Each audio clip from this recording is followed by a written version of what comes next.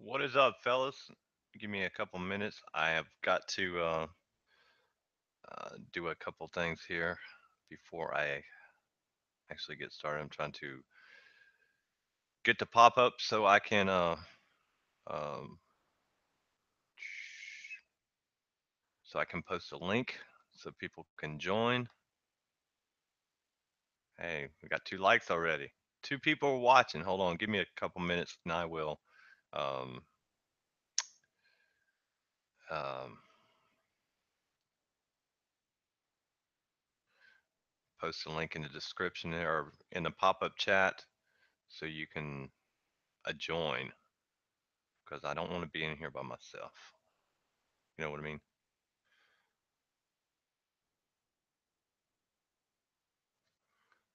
So that's what I'm doing right this second. Copying this stuff down. What's going on, everybody? I see y'all over in the chat. Uh, there you go. If you want to come in, do that there. Me and Zach just got done recording a podcast. Hot Atlanta's kind of wet right this sec. Well, actually, it's dry now, but it rained today um, in certain parts. So wet, I would say. Yeah, if you want to join, go ahead and click that link right there. Um, I'm got stuff going on Facebook as well. I just post it to everybody that hey, we're going live. Wish I could join. I had 2 more calls to run. Been a busy day for me. So yeah, if y'all want to join in here, like I said, just click that link. Um, Beautiful skies in Colorado. Yeah, you're pretty close to God there, aren't you? So yeah, if y'all hadn't been watching or listening to the podcast that me and Zach do on Working Joe's podcast, we're doing some giveaways. We're going to be giving away an iManifold here pretty soon. Um, Cold weather in Australia. Yeah, it's y'all's wintertime there. But anyway, Zach and I are giving iManifold away, and that's all due to Jason O. and um, um, the North Park, and we're giving away Ecobee this coming week. We've got the Ultravision Photomax UV light. We have um, the Ultravision UV cat as well. So if y'all not listening to the podcast, you can download it on your app, whatever you use through Apple, the iTunes app, or um, on Android, the Stitcher app. Man, I appreciate it, Kevin. And also, you can actually watch or listen to the YouTube or listen to the podcast on Zach's on Working Joe's podcast. You can just click on the link. What's really going on here? We're trying to take over the world there, Mike. We're just trying to figure out how to do it. And I know you guys see me with my mic up here like that every once in a while. Some guys made a comment about it. It was hard to hear or whatever. But when we're doing a podcast, um, you can actually hear me breathing through. Zach can really hear it, so that's why I actually put it up here because he doesn't hear it that way. And I like to be mobile, take that wire out the thing was charging, um, so I can get up and walk around and do whatever. Learning tons off of YouTube. Ah, Robert's here. What's up, Robert? How goes it? Good. I'm glad not to be in here by myself. Um, no HVAC schooling, just jump in. We actually did a podcast with Bill from True Tech Tools tonight, and we talked about actually the importance of social media and things like YouTube and Facebook and how we all share everything. And I said, if YouTube would have been around 20 years ago, the industry would be totally different at this point. So it's a cool thing, the social media stuff that we can share um, with each other. Yeah, I've picked up so much stuff from you and Zach and John over the last couple years since I found your guys' videos on YouTube. Well, I mean, I don't know, it's kind of cool. Steve Lab, you watch him? Yeah, Yeah, Steve, he has really kind of made a that's his hobby. you see, I'm in New Jersey, so I work on a lot of straight air conditioners, gas furnaces, hot water boilers, steam boilers. I don't get to see a lot of the heat pumps that you guys do down south, so when I do come across one, I used to be so afraid of them. Right. Now it's like I've seen that on a video, Yeah, yeah, yeah, yeah. and I kind of have not still not great with them, but I'm not as afraid of them anymore, and can kind of half-ass my way through it. Yeah, yeah, I've learned some stuff. I don't see any boilers here. Um, I just all I see is, gas furnaces and heat pumps. I see a ton of heat pumps here. Um, Not as much as Zach does, but I do have my fair share. I mean, I have a heat pump at my house. You actually get winters though in Georgia. Yeah, yeah, we have 4 seasons. I mean, it doesn't last as long as our winters last about 2 months, maybe three, maybe. Um, yeah, so it's just we do have. Hey, we have so much of a winter. I have a modulating furnace. I don't use it, but I do have one.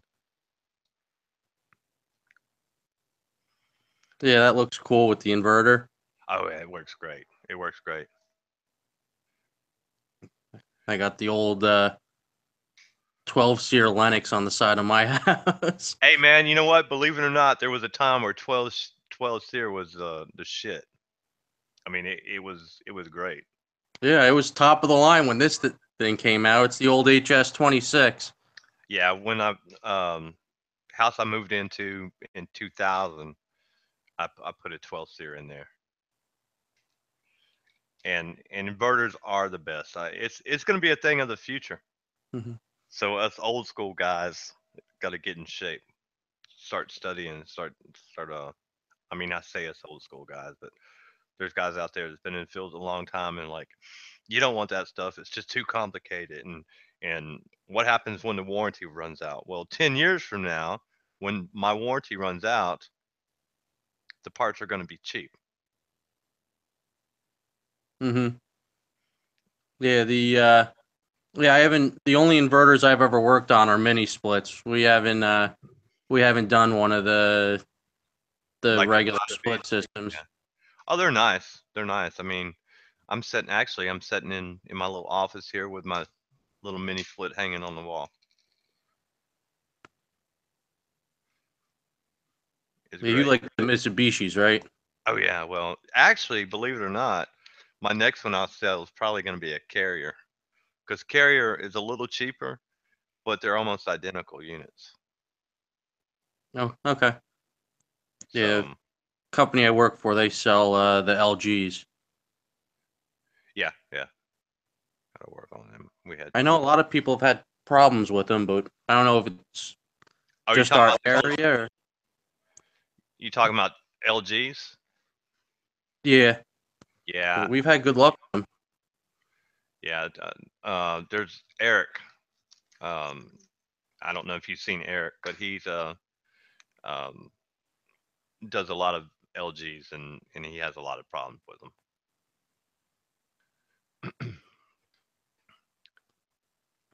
Yeah, We, the only real problems I've seen are from other installers not following the instructions. yeah, yeah, that's a big deal. But that's pretty much it. Yeah. Yeah, the carrier mini splits, 2 screws and the blower wheel comes out. So it's really a nice thing. You don't have to take everything apart. Yeah, that's nice.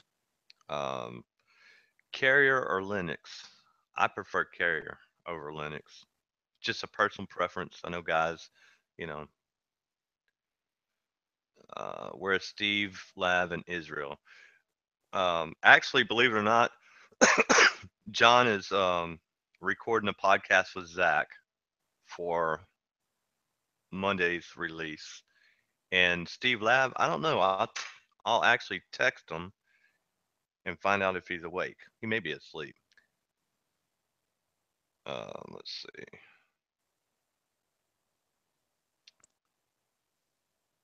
Let's see. Forgive me, but I'm texting Steve. So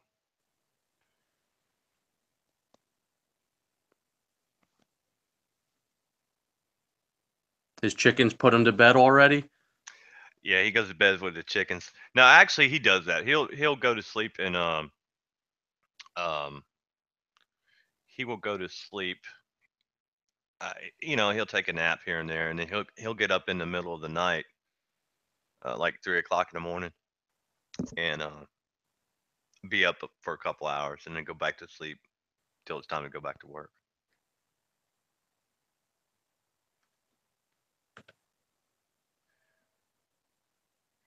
Yeah, y'all.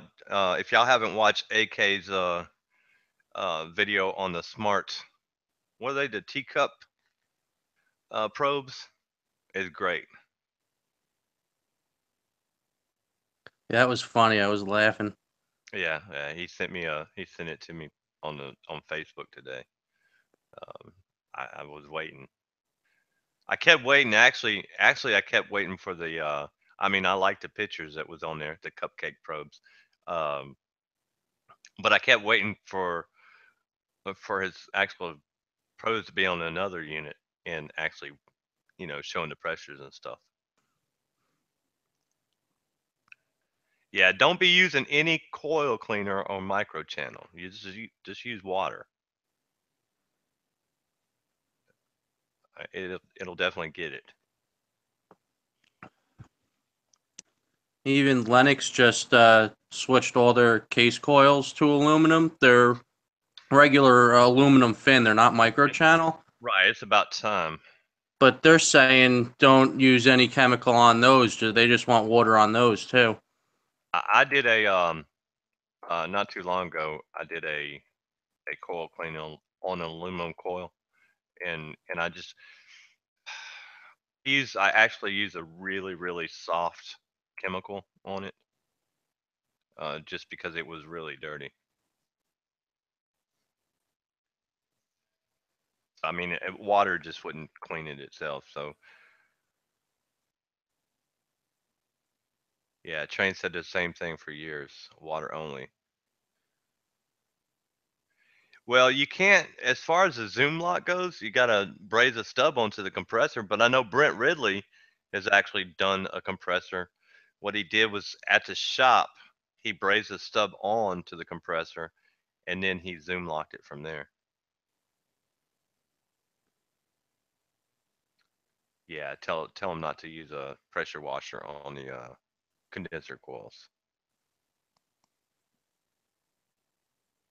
See, 3 grand to set up the zoom lock system.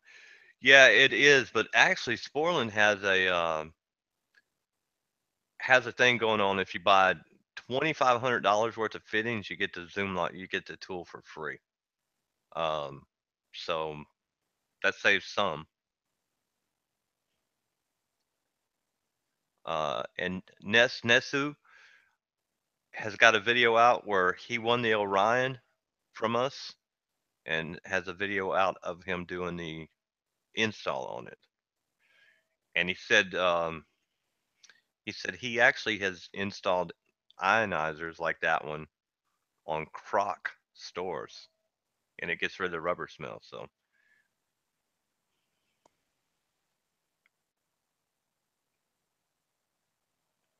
you can rent the zoom lock. Yeah, only if your supplier has one to rent. that wouldn't be a bad idea, because I don't know if y'all watched that video I did yesterday or loaded this morning, but that attic was horrible, horrible, and I would love to have the Zoom lock.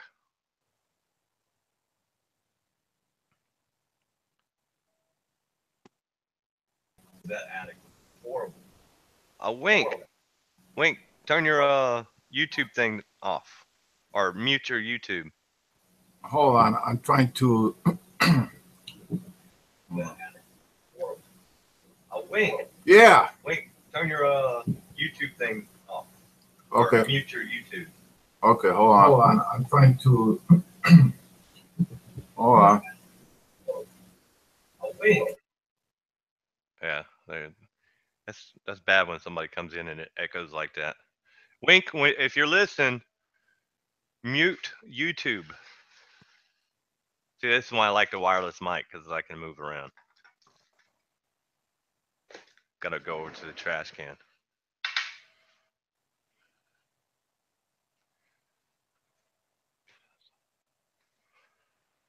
Yeah, the Amana distinction is a Goodman, just with a Amana label on it.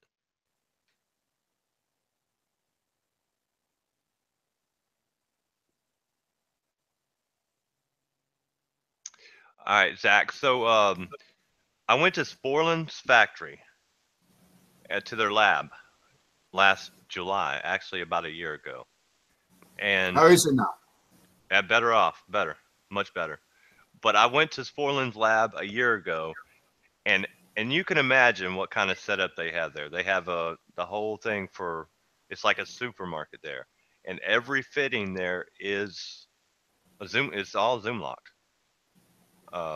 There's only just a couple braze fittings there, but everything else is Zoom locked. Well, I tell you what, above the clouds, I would have paid yesterday. I would have done it.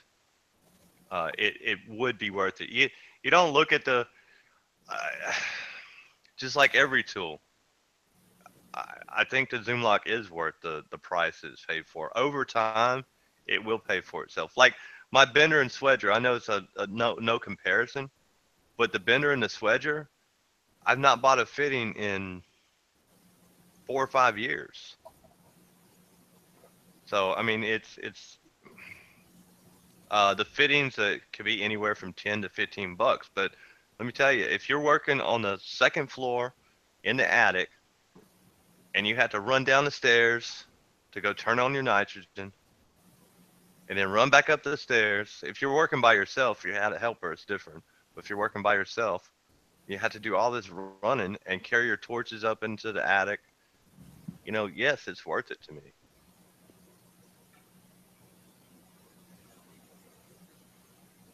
Ralph, do you know if you can just buy the crimp heads for the Zoom lock? You can if you have the rigid ProPress. If you have the ProPress already, you can just buy the heads. Because I have, it's for Uponor PEX. Right. It's a crimping tool for that, and the tool looks exactly the same. The heads look exactly the same. I'm just sure it's just a different die in there. Well, I don't know. I'm not for sure, but I know ProPress, they do the rigid one. So because Brent Ridley bought the heads. Okay. So I mean, I had to ask somebody from Sporland, but I'm not for sure.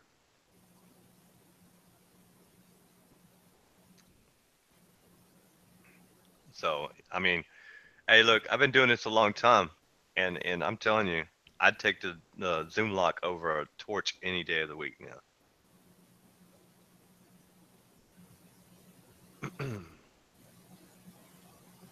Any day, it'd be really worth it. Wink, what are you up to?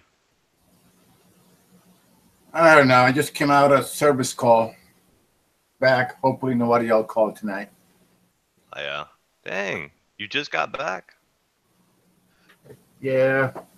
Plucked up boiler and all kind of stuff. I thought the lady shut it off.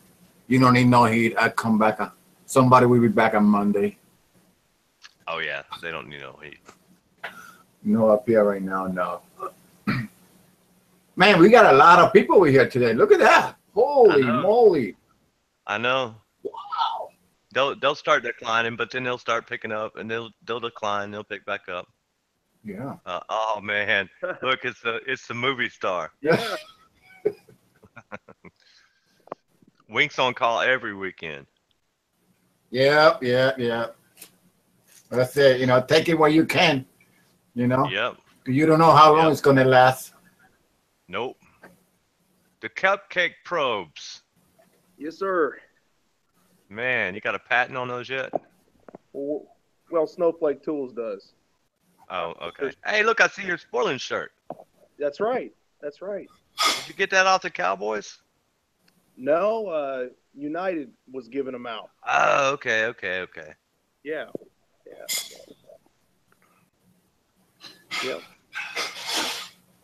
Yeah. Hello. What are you doing? Hello. Hello. Oh, hi. Not your average kid. What up, Ralph? How you doing over there in Texas? Good. Good deal. But yeah, we're I saw the link in the chat box. yeah. So have you been listening to the podcast? Yeah. Oh yeah? You learn anything? No. No? No, I've been listening. I got on it and I heard some stuff, then clicked the link. Yep. Ethan's the next super tech. Super Tech. That's what Joe Shearer called you. For Well- you, those of you that don't know, Ethan follows all the YouTube stuff. Yeah. And I'm just hanging out in the man cave right now. hang out in the man cave. Have you seen any videos on it? Yeah, I saw him. Yeah. So. Yeah. Somebody else is running. I'm just hanging out in the man cave right now. Hang out. Hey, Wired, mute your YouTube. Yeah, I saw him. Yeah. There you go. Oh, Yeah. Somebody else is running. there you go. I mean, you can listen to us, but you have the link to YouTube open. It sounds like, and it backfeeds through. What? I was talking to the guy that came in just now. Oh. 'Cause he came in. So if you guys, when you join in here, if you have YouTube open and the Hangout open at the same time, it's going to echo. And so when you come in, there you go. When you come in, make sure you mute YouTube. So I came into the Hangouts. I just clicked on my deal and closed out YouTube, and now I'm on the Hangouts app. There you go. Well, I keep YouTube open so I can read the chat. Yeah. It's hard to keep up with though. Yeah. Well, how's everything up there, Ralph? Everything's good here. Been doing a lot of service calls in the summer? Yeah. Doing my fair share. Not as much as everybody else. I try to keep some time for myself now, actually. Yeah. Yeah, it's hot up here.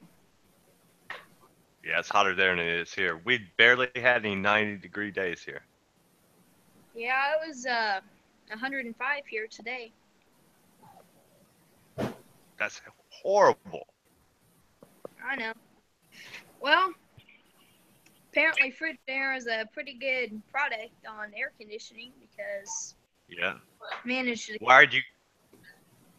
Sorry about that. Wired, you got it figured out, man.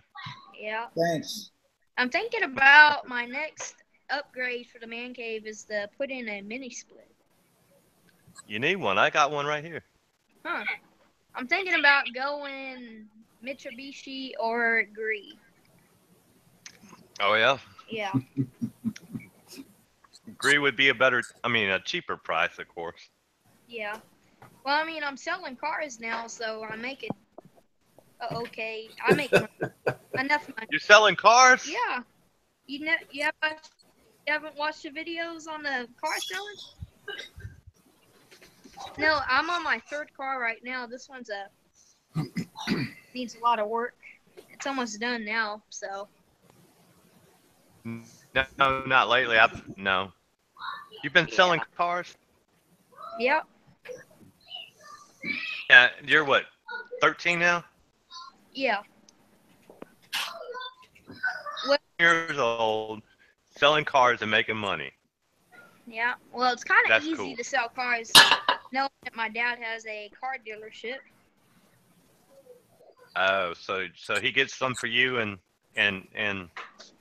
Yeah, and I buy them off him and fix them up and sell them. oh, It's kind of like the real deal. It is that's real. cool. Yeah. He's teaching you young. Yeah. Nothing wrong with that. Nope.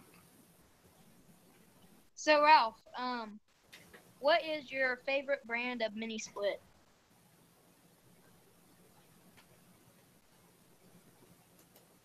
Mitsubishi. He liked Mitsubishi. Mitsubishi? Talking bitch over to Carrier, actually. Huh? I'm gonna switch over to Carrier, actually. Carrier makes mini splits? I may have to look into those. Huh? Carrier. Yeah. Carrier's a pretty good product. Yeah, they're almost Before- identical. Almost identical to Mitsubishi. Yeah. Does Goodman make them too? Well, Daikin. Yeah, Daikin bought out Goodman. Yeah. That's why. it Everybody says- makes mini splits. yeah. Yeah, they do. Yeah, So a Daikin mini split is basically that's a the good way you're going. because Daikin a couple years ago bought out Goodman, but it still has the Goodman badge on it, but the box says American Pride, and that's I think it's part of Daikin. Well, yeah. Goodman made their own mini splits for a while. They weren't inverters, but they were just regular mini split. And then Daikin, when they bought them, they got rid of the Goodman line. Yeah, they had the Goodman badge on them. Not anymore. No, that line's gone.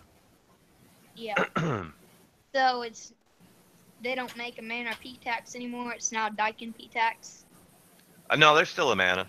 And actually, Amana makes them or Daikin makes them for other people as well. Yeah. Here, hold Let's on, see. guys. I'll be right back. All right. Above the clouds, he said, did anybody else learn to listen to vacuum pump to know when it's good without a micron gauge? You know, I really I didn't hear that until just recently, actually. I never knew anybody actually did that.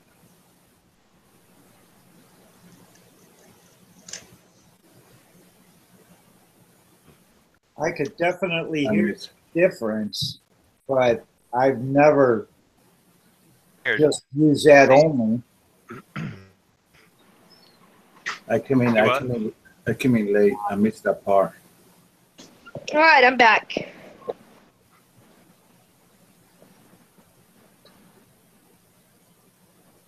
you're breaking up. I am.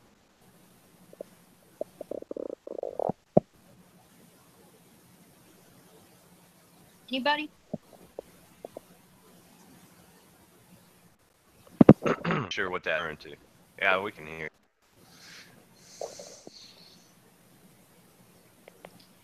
So, Yeah, you definitely need a micron gauge. You can't. Well, I think he was asking how many people people have heard of that before. hey Ralph. Yes, he's. is it true if you don't like put a vacuum on a system that the moisture will eventually turn acidic and eat the Yes. windings in the compressor? Yep.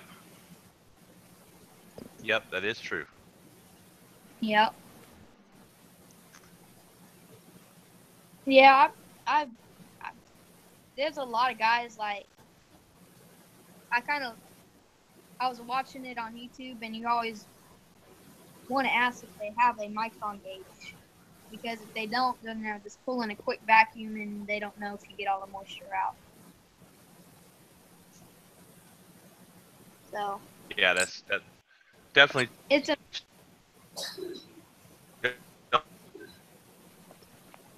you're breaking up. Oh, Yeah, it's important to have all your gauges. because Isaiah gonna put a.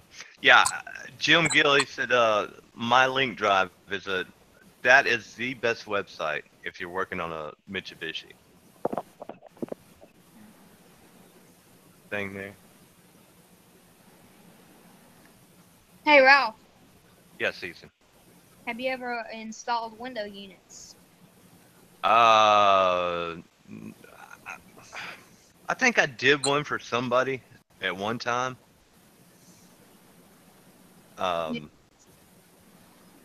It's not something I do. Yeah. Well, they're pretty easy to install. Like they're made like for homeowners to really Oh, install. They're pretty yeah. easy. Destiny King, I just put a link in the chat there. You just click on it. Hey, Ralph. Yes, sir. Yeah, my name's Isaiah. Hey, man, how are you? Good. And you, Ralph? Yeah, I'm good. So, how's your job going? Good. 16 and doing heating and air. Yes, sir. Just made 17 this year finally. Hey, Cool. Wink. Hey, what's going on, bro? Not much. And you're doing it. I mean, you're doing it during the summertime. Are you gonna try to do it Yeah, after when you helping start my back dad. to school again? Yeah, during the Are you- summer. You working with your dad? Yes, sir. Just whenever he needs me. I'm going back to school in August. Yeah. Well, if he's doing it on the weekends, you go help him then too. Mm-hmm. Yeah. Yeah, I finally got my Hangouts app working. I'm having a little trouble with it lately. Hey, Ethan. What up? Not much. Yeah, man. Ralph, it's good to see you. Well, glad you're here. Yeah, man. Thanks. Hey Ralph. Yes, sir. I finally reached my 100 subscriber mark. Hey, congrats, Ethan. Thank you. You're Yeah. welcome. Before Yeah, you I know will- it, go ahead. Yeah, I have 124 subscribers right now on YouTube. I think I actually have approximately 105 or 106, but I just hit 100. So Yeah, hey, Wink. Yes, sir. Yeah, but yeah, I don't think any of y'all know about this yet, but I have autism. By the way, I'm high functioning. you have autism? Yeah, diagnosed at early age. Dang. Yeah, when I was born, I was borderline autistic, but Hey, you like that little poster in the background that my mom got me? huh? You like that little poster in the background on my wall, Ethan? Yeah. Yeah, man, Ethan, it's good to be on the Hangout with you guys. Yeah. Yeah, 'cause it's Saturday night, so I might stay up a little bit Hangout. late. Yeah. I'm trying to figure out how to start my own hangout. Yeah, I'm new to it too. Like I can go live on Google. I just don't know how to put the link. Hey, I just don't Ethan, know how- hey, you want to see? Let me unplug my mic real quick that I was using earlier today. I want to show y'all pretty much what I use to stream. The stream. Yeah, I Hey, just Ralph, go you on. want to see it? What I use? For what? We're streaming on YouTube and Hangouts. Oh, yeah. Just a little bad boy. Yeah, the Yeah. price isn't bad on it either. Yeah, that's the only problem I have with live streaming. I just don't know how to put the link in. Yeah, tell me about it. Yeah. There's like some link in the deal, but it never pops up in the description. So, or the Hangout box, chat box, whatever you call it. Yeah. Yeah, y'all want to know something that was pretty funny that I actually did to one of my friends I was hanging out with at his baseball game last year? This is pretty funny, actually. I'm just sitting there with my dad and my sister. I snuck up on, and I scared the ever-living shit out of my sister twice that same day. Yeah, yesterday, Ralph, I almost got myself shocked because of something silly that I did. We were trying to make it for the rain when helping my friend out. Yeah. Well, we can't have people dead. So. Yeah. What's the point of living life and doing HVAC if you're dead? Can't do it. Yeah. Hey, Ethan. What? Man, I know if you just get picked on because I was picked on a little bit when I was your age. I'm 17 officially. Somebody picked on me? Yeah. John was taken up for you about a year ago. When did that happen? What happened? Yeah. Well, I know something about somebody making fun of me, but what did they say? Hey, you know, John got kicked out of the group when that happened. He got kicked out. Who? Who's know, the John guy's name? Well, The guy's name. Well, I mean, I'm not gonna do anything. I just wanted to know who it was. let's see. Hey, y'all like my little YouTube emblem or what? What you think, Ralph? That's a good emblem. Where's that? Yep, the emblem I have is 2 carrier Romulans. Yeah. Let's see. Those are some old units. Those are like the 60s. Yeah, they came full loaded with everything you need. It's sight glass, built-in filter dryer. All you need is just a tighten. All you need is to screw the lines onto the unit, and you're done. No brazing required for those units back in the day. Are those round ones like from the 60s? Yeah, from the 70s. 70s. Too. Yeah, Carrier and Train and Ream made really good units back then. Yeah.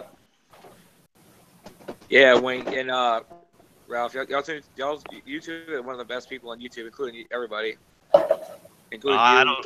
I don't know about all that. Yeah. Hey, Ralph. Yeah, man.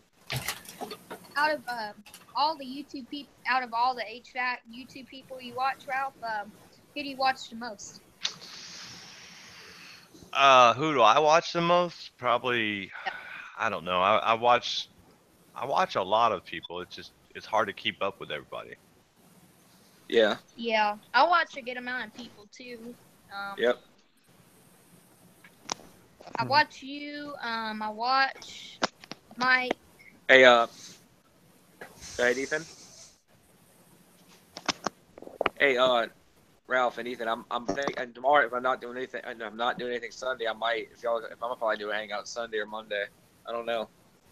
Yeah. What do you Hey, think, hold on. Ethan? Hey guys, I just got a phone call. I gotta go. I'm gonna leave the hangout real quick. Just send me All right. the link in the description when I come back. All right, Ethan. So Wendy's wants to know about, what was the question about flowing nitrogen? Is it normal to flow nitrogen when brazing lines? Yes, Yeah, it is. unless you're using stay bright. Yeah, hey, Let's Ralph, you see. still hear me? Yes. All right, good. My phone was glitching there for a minute. But yes, brazing nitrogen is you had to do it. You had to do it. Hold on. Just a second. I'm getting my headphones so I can talk to us some more. Hold on. Hey, Ralph, Yes, sir. I got a question for you about brazing nitrogen. The brazing of nitrogen. It seems like sometimes I'll flow nitrogen while I'm brazing. Right. And then I'll start to flow Right. nitrogen, and then it's like not coming down. It's flowing, bouncing back up. And then somewhere I heard on YouTube or I read it somewhere where you start it off, you break it with nitrogen 3 times.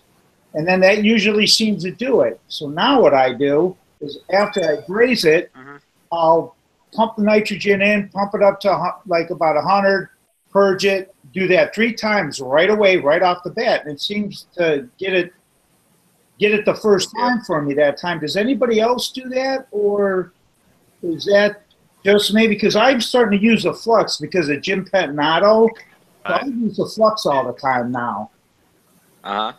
So I don't know if it's because of the brazing flux that smoke is getting in there. You know, you're not the only one that does that. Yeah, I know there's another fellow on YouTube, Nathan HVAC. He does that. He also purges the lawns with 410A. When he does the evacuation 3 times, he does that, and it helps makes the vacuum go better for him. And Well, I've actually seen him do that more than 3 times. I just have a Western Digitals or Western Enterprises nitrogen regulator, and just set it for braze, and I never have an issue. Hold on a second. Hey, can you see me still? Yeah. All right. Oh, hey, Chad. What's up? Not much.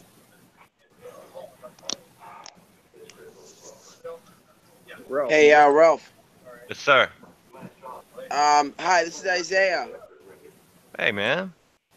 How are you? Hey, Isaiah. That's my name too. Yeah, I'm the kid. I'm the kid who's worked for ATEC. Hi, this is Isaiah. Cool. Hey, man.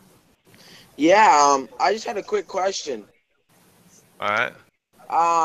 So now, can I pull a evacuation when only using one hose? I do it all the time. Yeah, me too. Yeah. Yeah, I do as well. I use a 3/8. Who is echoing? Oh, that's me. I'm sorry. Yeah, me too.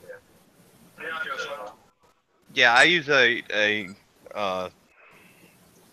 core remover on the suction side, 3/8 from the pump to that core remover, pulling the core out, and I just put my micron gauge on my high side. Nice. Oh, that's a smarter way. Because the guy I'm working with, he's teaching me how to do it using all the hoses, and I keep watching you have that question because I was like, there's got to be a simpler way to do it, you know? Well, I mean, a lot of people. There's a lot of people out there that use a core remover on both sides and hook 3/8 hoses up. Problem is, I'm just too lazy to do it. Yeah.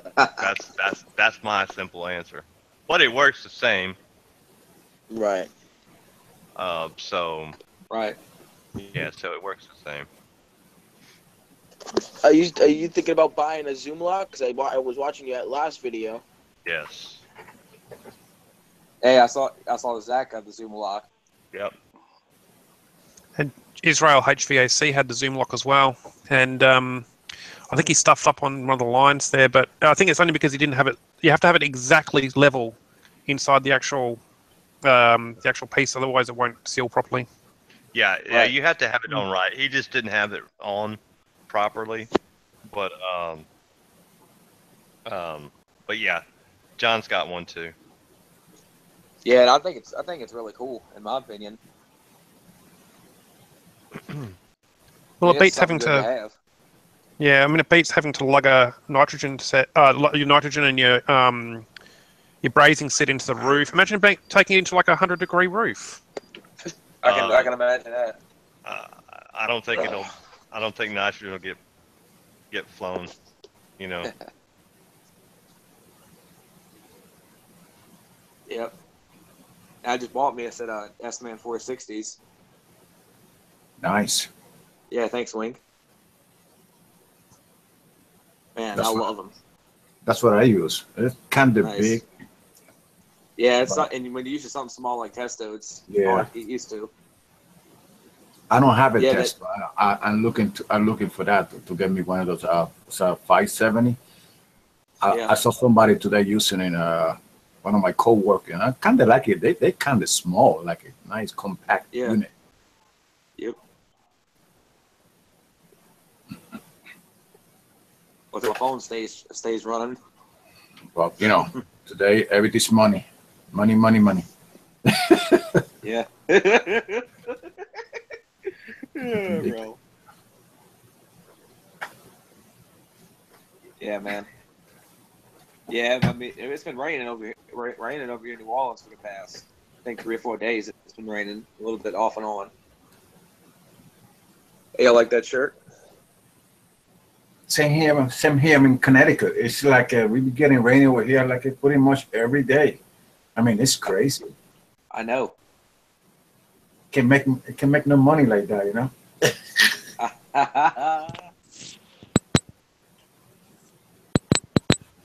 Well, Hey, Ralph. Yes.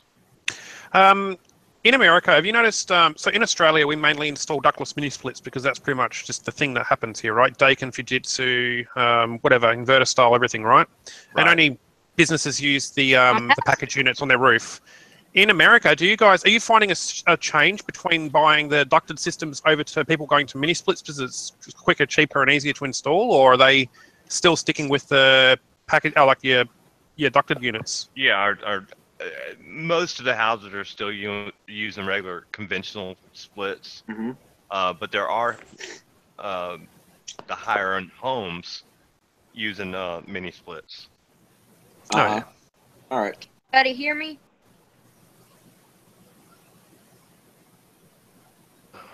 Hey, that's an architectural style, you know.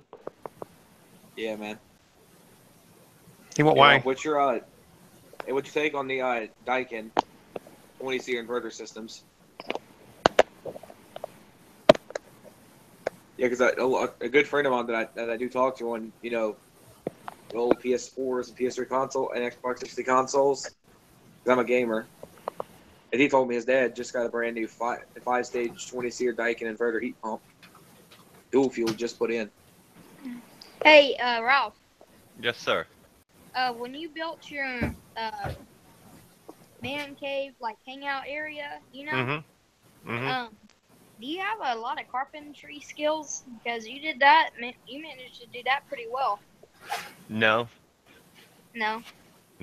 I just You're like, hey, I'm just gonna learn. I'm just gonna do it. The most favorite part about that place when I was watching it a while ago, I really liked the paper bag floors you did. Oh yeah, it turned out pretty good. It did. Yeah, right. It looked like stone in the floor. Or like rock or something. Hey, when's the next hangout? Just whenever get just want to do it. There's no set time. Yeah, I might get my dad on the hangout probably soon. I'll try to get him on here. Hey, Ralph. Yes. How do you put the link in the hangout box or the chat box to the hangout? It's when you go to invite people. At the top of that, there's a link, and you just copy and paste it. Oh, you in the invite, you just pick who you want to invite or put the link in the chat box. Yep. Paste it right into the chat box. I'm back. Let me put my headphone on. Who all do we have in the hangout right now? We have me, Wink, and we have the Destiny Kid, you, and King Ethan. Huh? Hey, like maybe y'all gonna believe it. The amount of old AC badges I have. I have a good collection of old air conditioner name brands. As a matter of fact, I have a 40-year-old carrier tag. Yeah, only have 2 badges. Hey Rob, have you ever heard of EcoTemp? Yeah. Is that like a product of Carrier or ICP? I don't know, man. You might have asked Ralph. You talking about the brand EcoTemp? Yeah. I'm not for sure who makes that.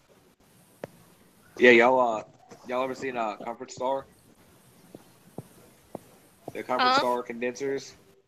Oh yeah, I've seen those. They're actually pretty nice. They're pretty nice little condensers.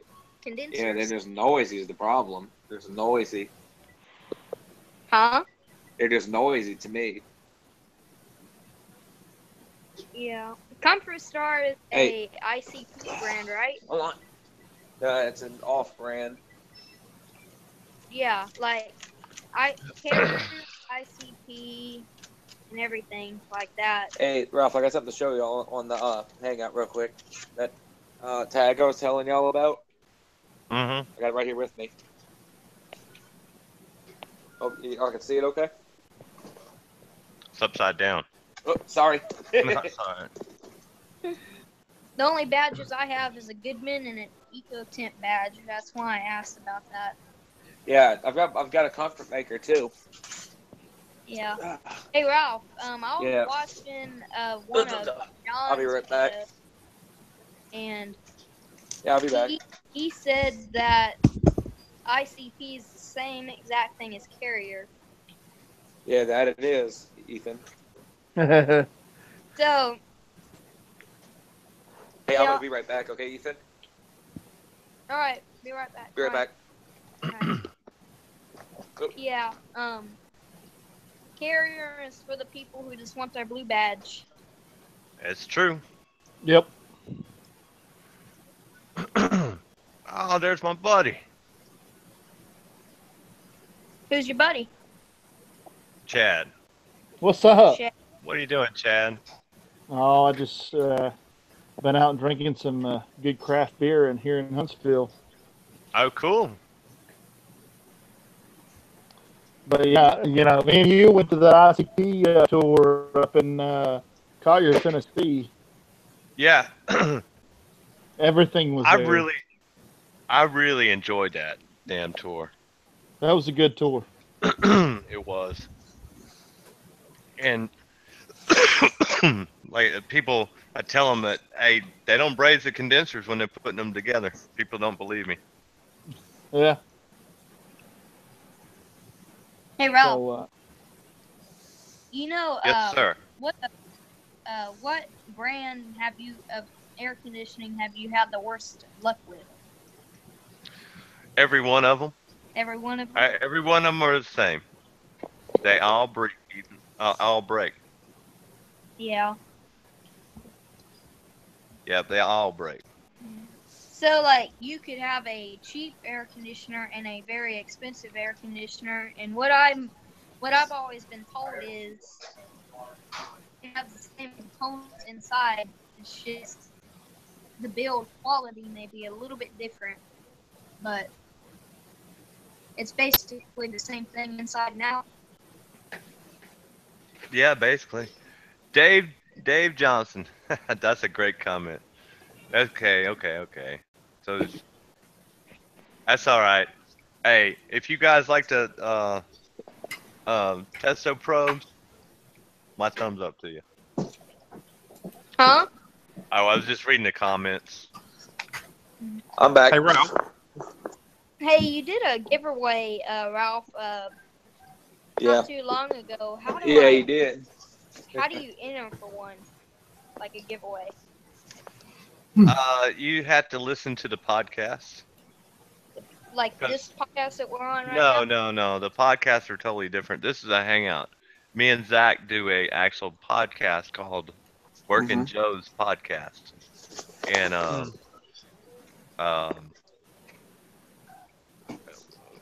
and then during the podcast we tell how to give the stuff or tell how to enter to win. Yeah. And if anybody ever did win and they know they won, how would you find a way to ship the stuff to them? Cause we do a live stream, we do a hangout, just me and Zach, just like we're doing now. Only it's just me and Zach in there, and people watch, and we do the drawing during that hangout, and then if the people enter and their name gets called, and they say, "Oh, I'm here," and then usually it's through Facebook. Through Facebook. Yeah, you just have to listen to the podcast. Yeah. Or can you? Sometimes I've heard of people doing a private YouTube message. Well, if you're on Facebook, I don't know. Yeah, I don't have a Facebook. I only have a Twitter and a YouTube. Well, yeah, I mean, it's just whichever way, because I know there are people that don't have Facebook. And Night HVAC said he's won twice. Yeah. But So- we get people in touch. We get in touch with them and get their address and stuff. Is the Testo 550 a pretty good gauge? I'm not qualified to really answer that because my answer is going to be totally separate than other people's. If you really want to know. I just wanted to get your opinion, but I've heard good and bad reviews of them. Like, Well, I own 3 sets of them. oh, what type do you have? The 550s. 550s.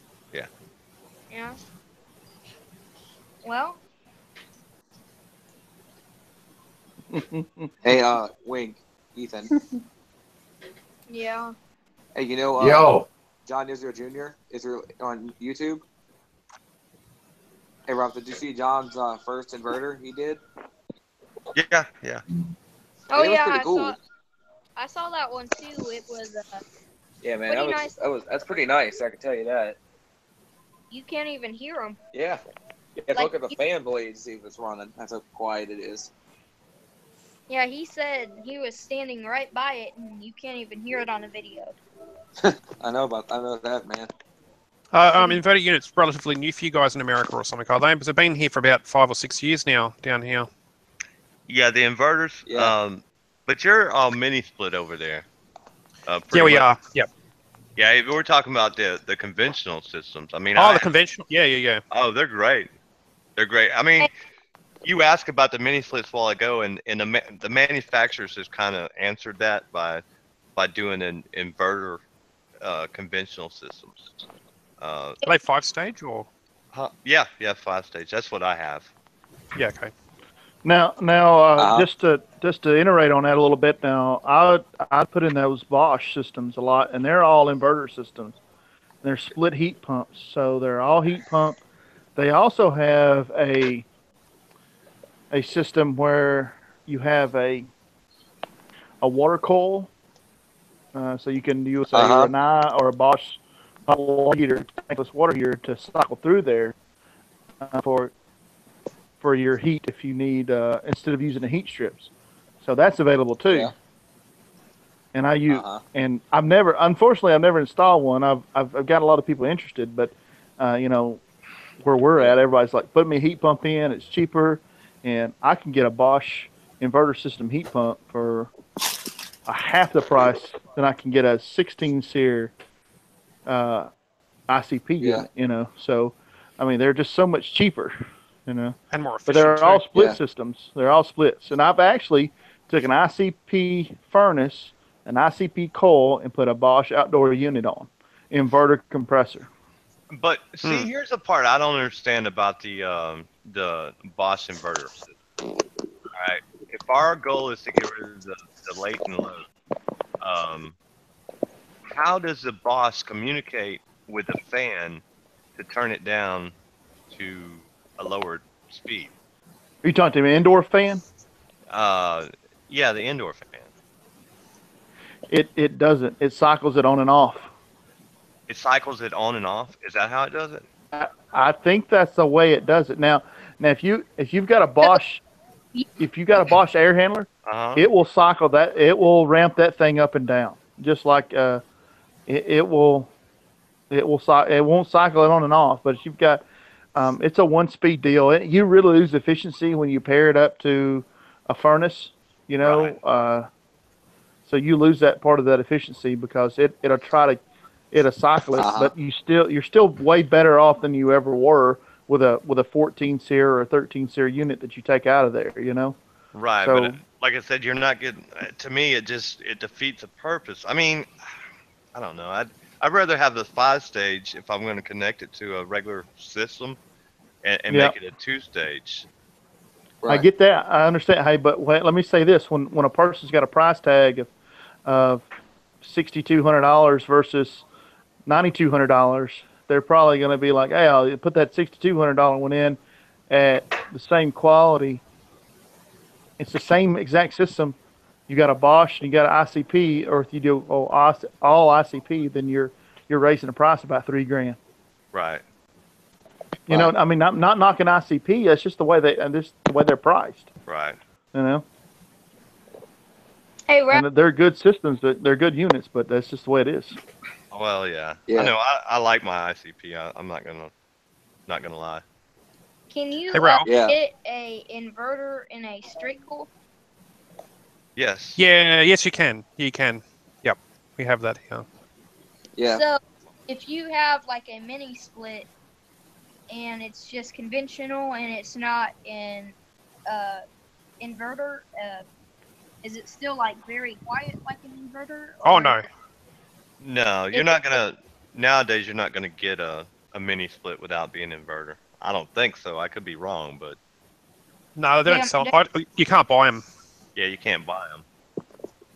Yeah, like Yeah, like. on an inverter, like the compressors, is it kind of like Uh-huh. true? Like start out slow and they kind of like ramp up. It does, yeah. Yeah, Yeah. Hey, did you it's more efficient that way because you're not drawing a heavy load on your power system at startup. Not at all. No, it starts off. The fan belt doesn't even move. The compressor kicks in. Like I've got on my channel. I've got a video of me recording the Fujitsu 7.1 kilowatt Douglas mini split starting, and you'll hear it click between the stages. And as it goes up to the higher stage, the fan goes on to full speed there. But on the first stage, it barely even moves, or if anything at all. Like the fan doesn't come on for a bit. Yeah, like I mean, I've seen inverters. Like I've watched Jan's channel and his inverter, the fan just like spun like very slow. Yeah. So the efficient part of an inverter because when it comes on, it's not running full capacity all the time and shut off. Hey, Like you could Ethan. low speed on those cooler days and Yeah, save man. a lot of money that way. Hey, have you guys seen Joe Shear's Rheem 3-stage 17 SEER inverter system he put in? It's a couple months ago, he put a Rheem 17 SEER. Yep. Yeah. Does Rheem make an inverter? Yes. Yeah, they have the new 20 SEER, heat pump and air conditioner variable speed with a brushless magnet motor on the compressor. Electronic THP on the outdoor unit and on the indoor unit. Yeah. Here, I'll be right back. All right, Ethan. Hey, Ralph. Yes, sir. This is what I was going to show you guys, and this is for you guys and also the Hangouts chat as well. This is my new manifold gauge I purchased. What do you think about that thing? It's good. It's really good. It even does the it's got even a built-in vacuum gauge as well. That's turning on there, as you can see. I don't know how good that's going to be, but Yeah. Hold on a second. Let me. All right, I'm back. Vacuum gauge is impressive. Yeah. it has a built-in, and it does all your refrigerant. Yeah, so it does all the refrigerants for you as well. So it pretty much does even your newest ones like your R32. It does something like 600 different refrigerants. Wow. And it only costs me $600. But you can get this model, but there's another one in America. I think it was posted in the Israel's the group chat on Facebook or on the Facebook chat. Right. Apparently, there's some guys that sell this one as well. It even so you know how you guys do your digital probes. Right. It has a USB port on the side here which can plug into hard drive, temperature gauge. But it plugs in the hard drive and actually can do record. So you can actually record it and then give a printout. Like there's a software you can use, and then you can give your customer and whoever you're working for, if it's yourself as well. There's a printout you can do on that system, and you can pretty much it does recordings and everything for you. So You mean it's good. It's got like a Bluetooth, Hey. like a Bluetooth. No Bluetooth. No. It uses hard drive. So hard drive connects to your computer and it connects to this and does recording. It actually does recording inside here as well. There's enough to you're able to actually record on here. So it's got a built-in hard drive as well. So on the side here, it's got the VAC for vacuum. I don't know if you can see that, but yeah. Yep. So you can pull a vacuum, and it actually does. This gauge here also functions, like I said, as your vacuum gauge as well. So you can pull a vacuum on here, and it does the. Now, do you have the micron gauge that goes with it? That is I think that is a micron gauge. Well, I thought It's built in. the VAC on the side was for a separate vacuum.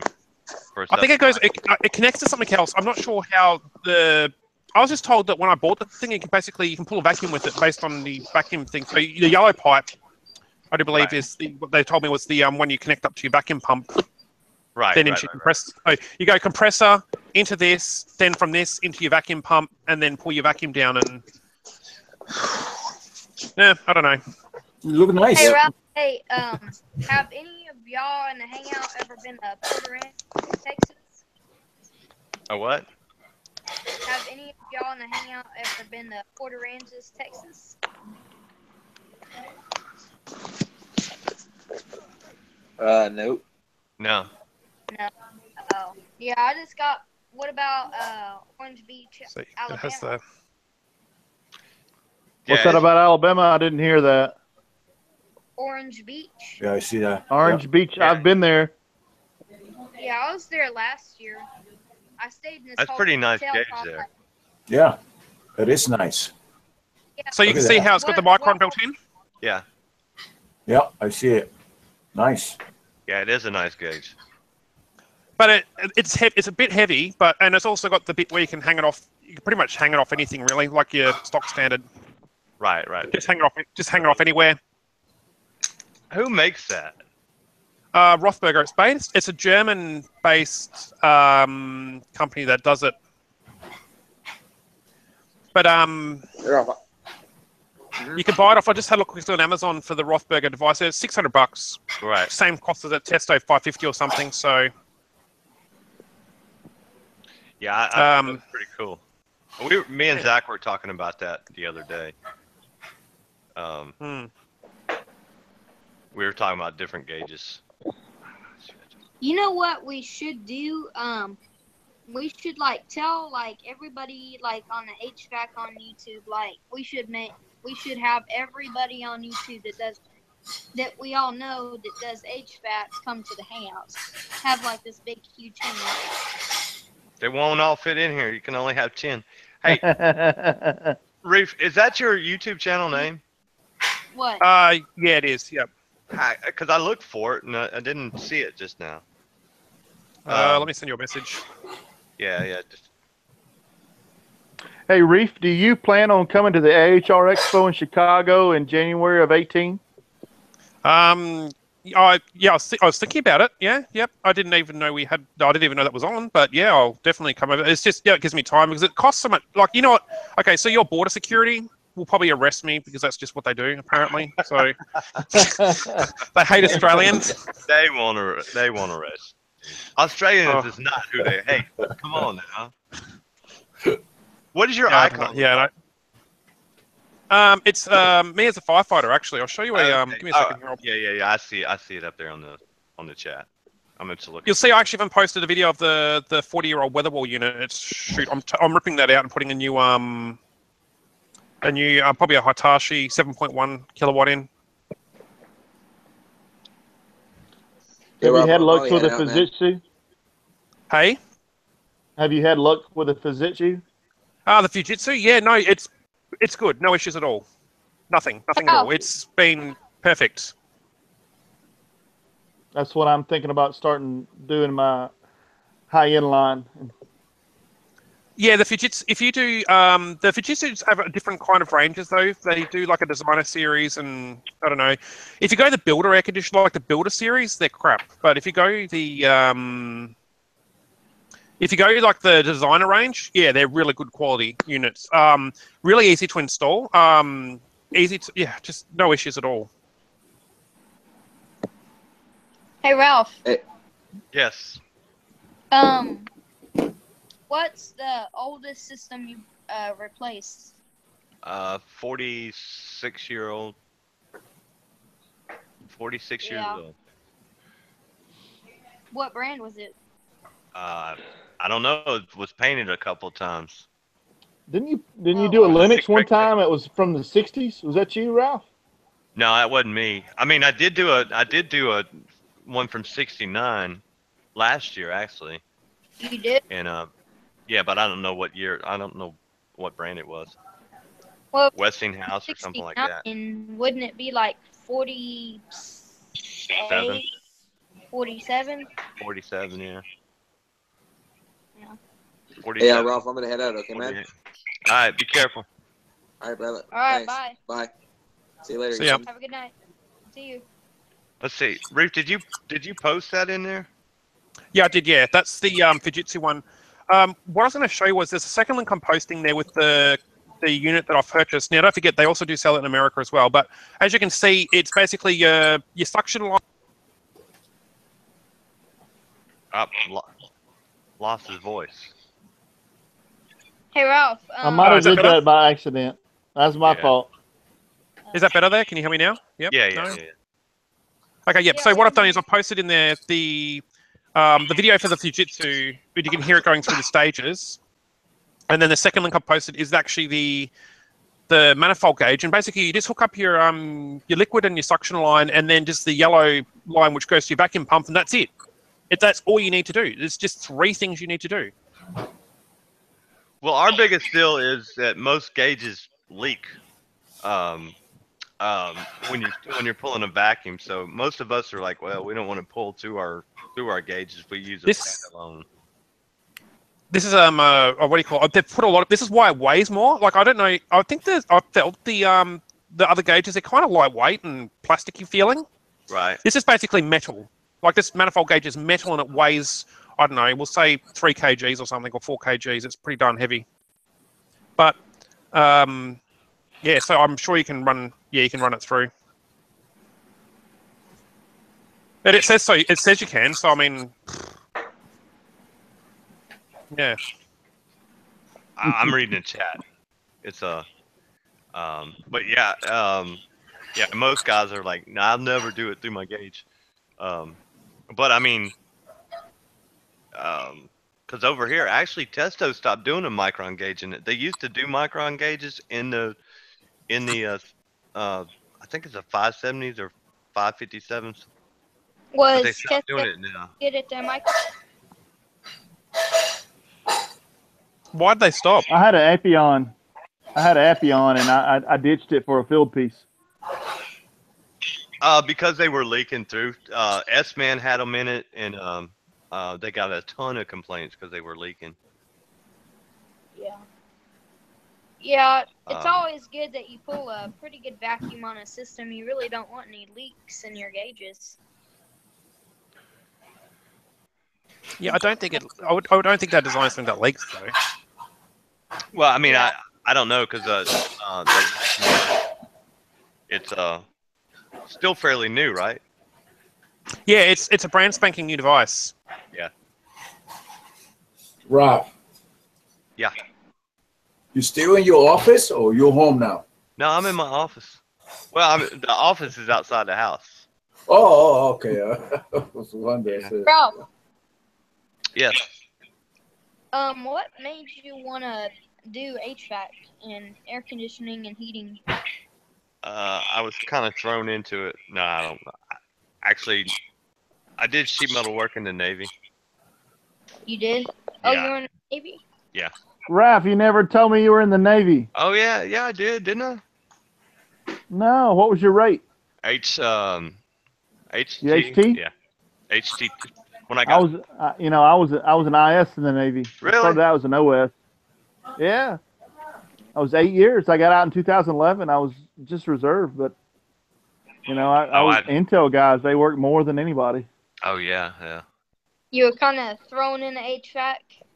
Pretty much. That's since I did sheet metal work in the Navy. That's what I got out and did. Yeah. I just got into it because I wanted to, basically. But you're selling cars, Ethan. Yeah. I want to be a technician. When I'm 16, I'm going to go work for an HVAC company. It's getting close. Yeah. 3 years. A few more years. Don't wish it away. Are you starting to collect some tools? Not yet. Maybe you could win some of these giveaways. Yeah. Let's see. Stay in school, kids. Stay in school, kids. Let's see. Reef, I presented you a while ago to everybody so you could show us the gauges, and now I you're still on the screen. That makes no On mine, sense. anyway. I mean, I stopped presenting you, but you're still. Is it true for everybody else? Is Reef still on the screen? No, I see you, Ralph. Okay. Well, I see you, Ralph. yeah, I just keep seeing him because whenever somebody talks, it's supposed to go to that person that's talking. Yeah, I keep seeing Ralph. So. All right, well. It's kind of messing up. Hey, now I'm on. Now Wink is there. Andrew's here. Andrew. Getting some people joining.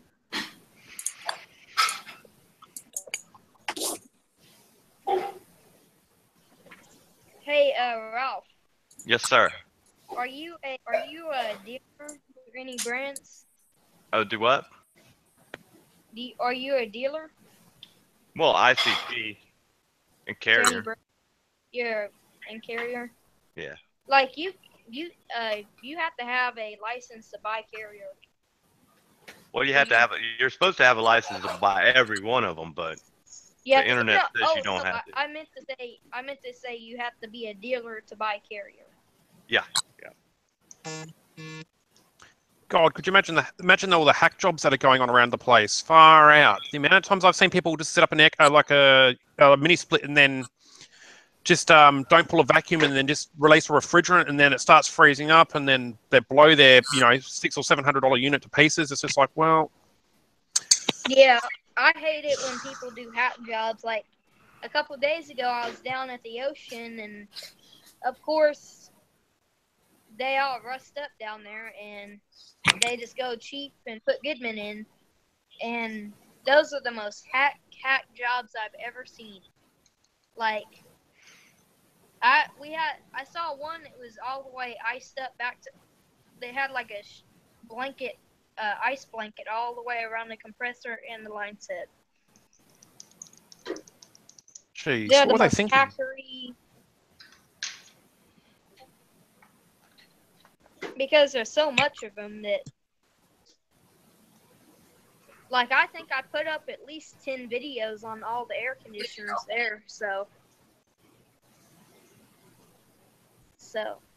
can y'all hear me? Yeah. Alright. Yeah, I at least did 10 videos on getting all the units there.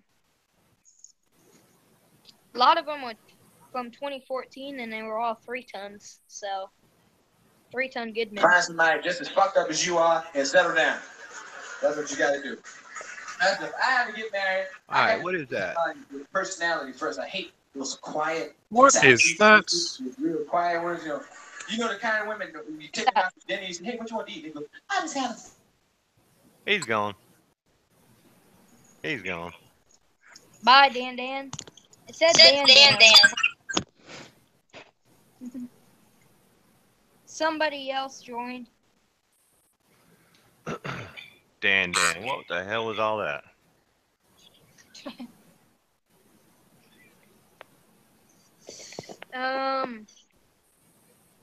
Someone named Victor. When you're checking those units out there, Ethan, be careful.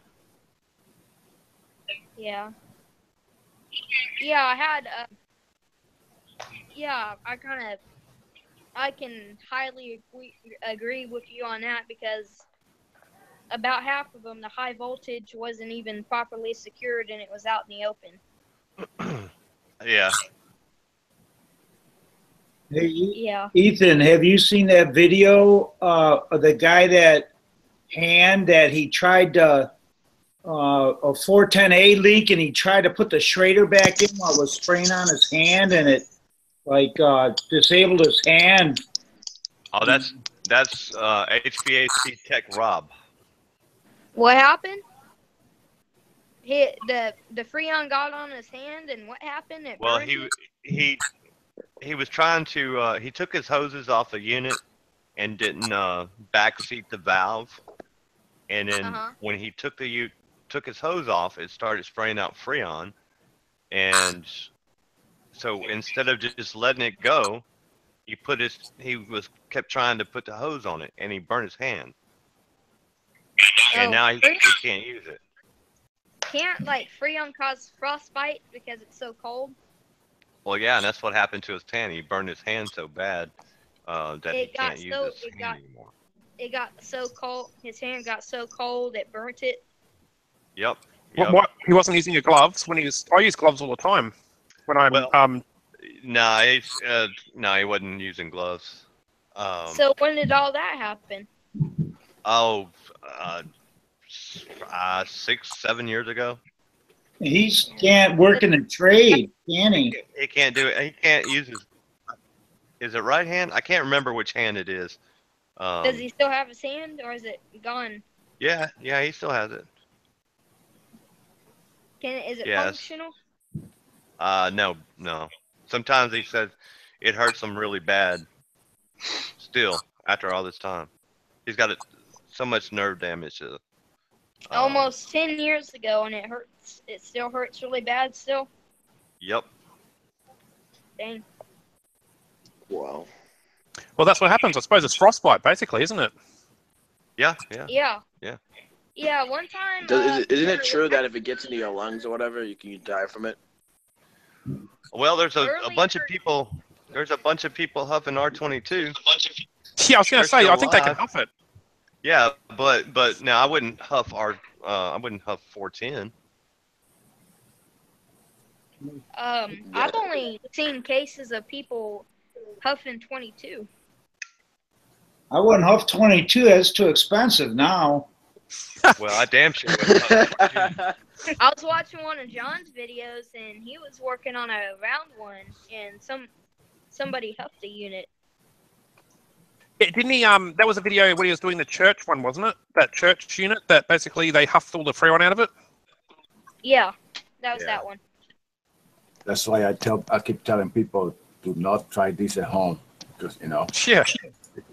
It could be real bad. Yeah, one time we before New Year's, like Christmas time, we were actually in Angel Fire, New Mexico, and we were skiing, and my hands and feet got so cold that I couldn't even feel them. Like they were starting to turn black.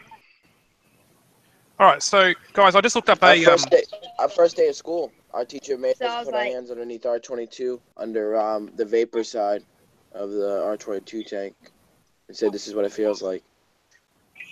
Is it cold? Yeah, it's cold. Yeah. I just Is it enough to give you frostbite? Yes. So when Definitely. Rob got his hand all messed up from working on the unit, what came out? Was it liquid or was it vapor? It'd be vapor, but cold. vapor. Well, Rob, I think his was liquid when I can't remember which side it was Vapor. on. Is liquid nitrogen colder than freon? I believe so. Hey, They should start. If you want a nice cool house, they should just start putting nitrogen in units. Liquid nitrogen. Yeah, well, speaking of R22 and how expensive it is here, I just looked at a 12-kilogram jug of R22, and my price that I pay from my supplier is $3,215 just for a 12-kilo jug of R22. Now, what's the conversion to? Aren't they? I'll convert that for you quickly. Give me a sec. Aren't they trying to get rid of 22? Yeah, they are. Yeah. Because it's for bad environment and everything. Hey Ralph, when was because in the U.S. jug R22? Where I live, it's about $800 to get R22. $800 a jug. Yeah, it's not that for me. Please. The last time I bought 22, at the beginning of summer. Yeah. I'm not using a whole lot of it. It's $1,777 for USD. 1,770. Yeah. Yeah, actually, it went down here a little bit. I think somebody had it for 700 and something the other day. Jeez. Hey, Ralph. Yeah. You like this one? I had an install of a furnace and a condensing unit. This furnace is so brand new that it does not have a place to put a filter or nothing. You have to take out your snips and make your own filter. No, they all have that now. You have to um, put a separate filter rack on it. Yeah. So we had to go to I believe it was Johnstone, and we had to go and talk to them, and my boss got it, so they were able to do it for us. Yeah. $600 for reclaim. Yeah, that's probably about right. Yeah. Somebody's getting married there. Who's getting married there? The picture keep coming up in my screen. I think that's. All right, I'm back. Oh yeah, I see. Hey, what's up? Can you guys hear me? Yeah. All right, cool. Hey, I actually got a quick question for you guys. Like I said earlier, me and my partner just founded our company 7 months ago. Fortunately, we're doing really well. We actually ran into an issue. It's a condensing fan motor that wasn't engaging. So I manually engaged it from the contactor. It still wouldn't come on. But it is connected to like this, I believe it's called a defrost board. Is that what's it called? Yeah. Yeah, do you guys think it's the issue with the board, or it could be something else here? Is it the capacitor or contactor? Those are all okay. I did a spec on all that. It's everything's running just fine, but I mean, still wasn't kicking the condensing fan motor on. So I'm about to go through. Is that condensing windings inside good? Yeah, everything is good. Like the electrical specs, except we haven't changed the defrost board yet. So I'm just thinking. Well, if it's a heat pump, I would try doing the defrost board because you've tested everything else, right? Yeah. And it would all lead up to the defrost board. Yeah. I would take an ohmmeter reading through the defrost board contactor that turns that fan on and off. You might have a piece of carbon built up in that, and sometimes it runs and sometimes it doesn't. So if you have if that part's bad in the defrost board, do you have to replace the whole board, or can you just replace that part? You had to change the whole part. Yeah, thanks for that advice. I watch all your videos, man. I seriously watched all of them. Well, if you're a glutton for punishment and you got more time than money, you can change just the relay. I've done that once. And only once. The urgency is just really high on this. Having problems with. It's a tennis club, so everyone's like heating up in there. We gotta hurry up out there, fix it tomorrow. What type of unit is it? It's a Carrier. I'm not really fond of Carrier. I install mainly Goodman and Linux. Yeah. Oh, my company only install American Standard. Yeah. Hey, Ralph. Yeah. You know those Goodman they used to do the Desert Series? The brown ones? Yeah, the Desert Series.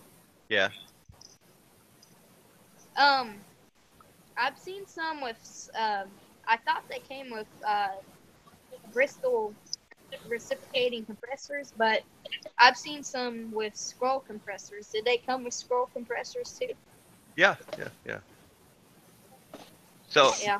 Andrew, the answer to your question is this: is the defrost board is probably bad, but you can actually take the wire from the fan off of the defrost board relay and run it over to the common side of the contactor and the black side of the contactor, and that will tell you if it's a defrost board or not. Oh wow. So that's how, and actually I have a video on that. Hey Ralph, I just had to bring this up. All right. Remember when remember when you destroyed that iPhone? Yeah. Did you ever give him a replacement? Yeah, he's got a replacement. Taught him a lesson, though. Yeah, hopefully. Did you get him the newer You should have model? made him work for it. Oh, well, he did actually, because he works with me during the summertime. So. Well, I mean, never ever bother a man while he's watching John Wayne. Did you feel bad enough to get him the newer model? Yeah. And Kimber, you're right. You could just check the power out of the board. You are right. And normally I do, but when I come across a heat pump that's not working, the fan's not working, I do check it. But if I want to get them cooling, I'll just jump it out. That's going to save me 2 steps right there. Hey, everybody in Hangout, make this a note to self. Never mess with Ralph while he's watching John Wayne. Got it. Yep. Yep. Is John Wayne like your favorite show, Ralph? Yeah. How can you pass a state license test? Which one were you watching? Hell, I can't even remember now. Yeah, that was like a year ago. Yeah. Let's see. Yeah, but you know that mini split you have on your office? Mm-hmm. What? Oh, do you know that mini split you have on your office? Yeah. To service it, or do you just spray it off with the water hose? It smells John. Yeah, I just basically just sprayed off with a hose. Do you occasionally check the pressures too? No, I don't even put my gauges on it. I guess if it ever, if systems quit cooling, that's when you check the pressure. Well, I will, but if it stops cooling, I'll check and make sure. I'll just open the cover and see if I see any Freon streaks. Now, what kind of refrigerant does that mini split take? 410. Yeah, you know that Daikin or something you did that was like, it was a mini split, but the fan blade and stuff was all torn up and it was rattling really bad. Like it was real out of balance. And Oh, yeah. Did you ever make a video on replacing it? I can't remember. I don't think I did, because it was like at that time Houston was actually flooded at that time, and I couldn't get the part for like 3 or 4 weeks. Oh, Daikin. Was that Daikin's in Houston? Yeah. Oh yeah. Yeah, I had to get the part from Houston. Because Goodman is made in Houston. Yep. It all added up to me. Yep. So I had to get the part from there, but I couldn't get the part because they couldn't get to the factory. Yeah. A couple years ago, Houston flooded pretty bad. Well, that's when the time it was. Yeah. Hey, Ralph. Yes. Brief. They've actually just introduced Ralph, when are you doing another truck review? Who, me? What was you saying, Reef? They've introduced in Australia. We've got a I don't know if you guys have got it as well, but a lot of the hot water units now are actually coming with heat pumps to do the heating of the water. Oh yeah. So, I've heard of that. That's pretty cool. And guess what refrigerant they're using in our one? So they've got CO2 is the refrigerant now. It's also known as R744. I'm not for sure what I think. For right now, they're still 410 over here. I could be wrong. I don't know. Yeah, apparently it's a good way to recycle your CO2, I suppose. But yeah. Hey Ralph, isn't 407C a replacement for R22? Yes. Yeah. Yes. So you can take all the R22 out of an R22 unit and fill it back up with 407C? You're supposed to add some POE to it, but yes. Yeah, different oil. Yep. Yeah. But yeah, you can. Or like I changed a compressor the other day, and instead of putting 22 back in it, I put 407C. Yeah, it's a real cheap. It's a really good cheap supplement for R22. A lot Yeah. cheaper than R22. Joe, was you talking about the heat pump water heater? Because Joe said it's 134 in his. Oh, 134. What's that? It's what like the refrigerators and Oh yeah, yep. Kind of like Large in chillers. don't they like they have a new refrigerant for vehicles too. It's called like R134A. well, that now those are getting changed, Ethan. Used a long time ago. It used to be R12, didn't it? Yes. So Joe said that I'm hoping that's what he's talking about, but yes, it's a G. So our heat pump water heaters are 134A. Huh. Okay. So they're trying to get rid of I R134. just did one like a couple of weeks ago, and the customer already complaining about the airflow because they got the big air, they have a big fan, and we had to put the water heater right next to the washing machine, and I think we're gonna have to go back and I don't know, move it or something. So I was gonna put a heat pump water heater in my house when I changed my water heater, but mine's in a crawl, and at that part it's pretty tall, but not tall enough for a heat pump water heater. they're expensive though, a lot of money for those things. Yeah. Hey, Rob. I don't see that many. I don't see that many up here yet, but I done a few already. I've only installed one, and they actually bought it, and I just put it in for them. They're becoming popular though, aren't they? Is the They're coming. They're coming. Is the difference between R22 and 410A is do they like work at different pressure, or like because like if you put R22 in a 410A unit, it just doesn't work, or like No, the compressor will still work. You just can't put 410 in a 22 compressor. But if you put 22 in a 410 compressor, it'll work. Yeah, it'll work. You just have to change a metering device, but you can't do 22. And I mean, you can't do 410 in a 22 compressor. What happens? Bad things. Ask Joe Shear, he'll tell you. See on the Hangout? I don't think Joe. I'm not saying that Joe Shear did it, but I'm sure that he knows exactly what will happen.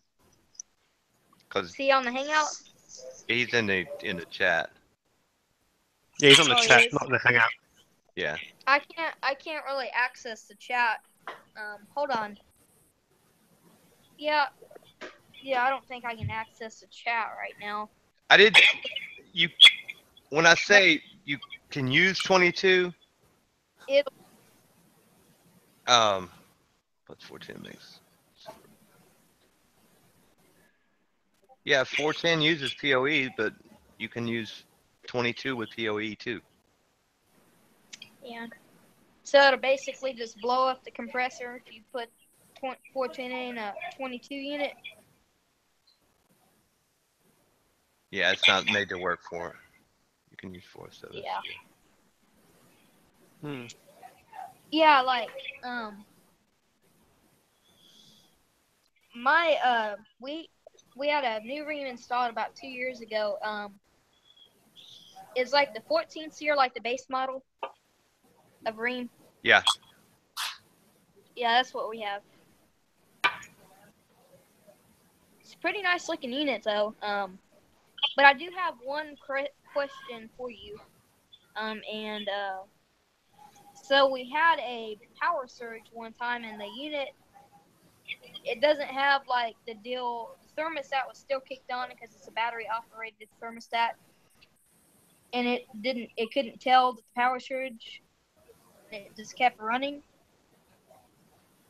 And since that unit is base model, it doesn't have any time delays or anything on it. So after the power surge, we noticed it was making like a really, really loud compressor noise. Right. And the fan was still spinning, but it like turned off real quick and kicked right back on, like a split of a second. Right. So what do you think happened there? Not sure. Now, what Joe was saying there in the chat, that's what I was trying to say. You can put 22 or 407C in a 410 compressor, it won't do anything to it. But you can't put 410 in a 22 compressor. That's what I was saying. Yeah. I mean, yeah, I actually heard the story that the Copeland scroll can run in reverse sometimes, like when it clicks off and clicks back on real quick. Because like my unit, it makes a odd sound when it shuts off, like a scroll sound. It's like a bloop sound, kind of like that. Yeah. And what I've heard, that's the pressure equalizing when it turns off, and it kind of runs in reverse for a second while it does that. That's that noise.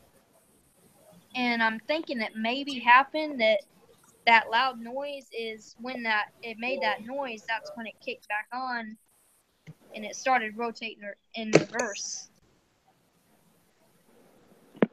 So I've heard of stories like that. There'll actually be a straight cool unit will actually be working as a heat pump. Hey, I just want to say thank you again. Keep making your videos, man. I'm going to head out now, and yeah, I'm staying tuned for the next videos. All right, man. All right. Yeah. Have a good one. You too. Have a good one. Yeah, 407C is definitely going up in price. Hopefully It's going up too? Yeah. I feel like they're just finding a way to take all the contractors' options and make them pay a lot more. Like, all the prices are going up. Like, I don't think 410A's gone up yet. But I think, like, R22 has definitely gone up a lot, and you said 407C is going up. Yeah. Let's see. What's the best way to kill an AC so the home warranty can replace it since it came over on the Mayflower? Huh. That's kind of weird. Yeah. What's the most odd thing you saw break in an air conditioner?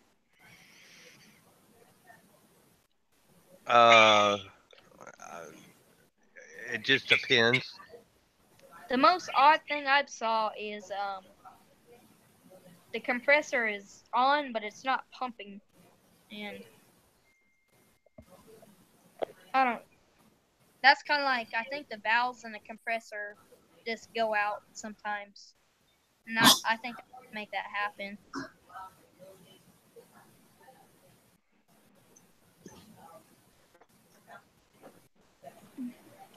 But I really don't know what Copeland is doing wrong with their reciprocating compressors, because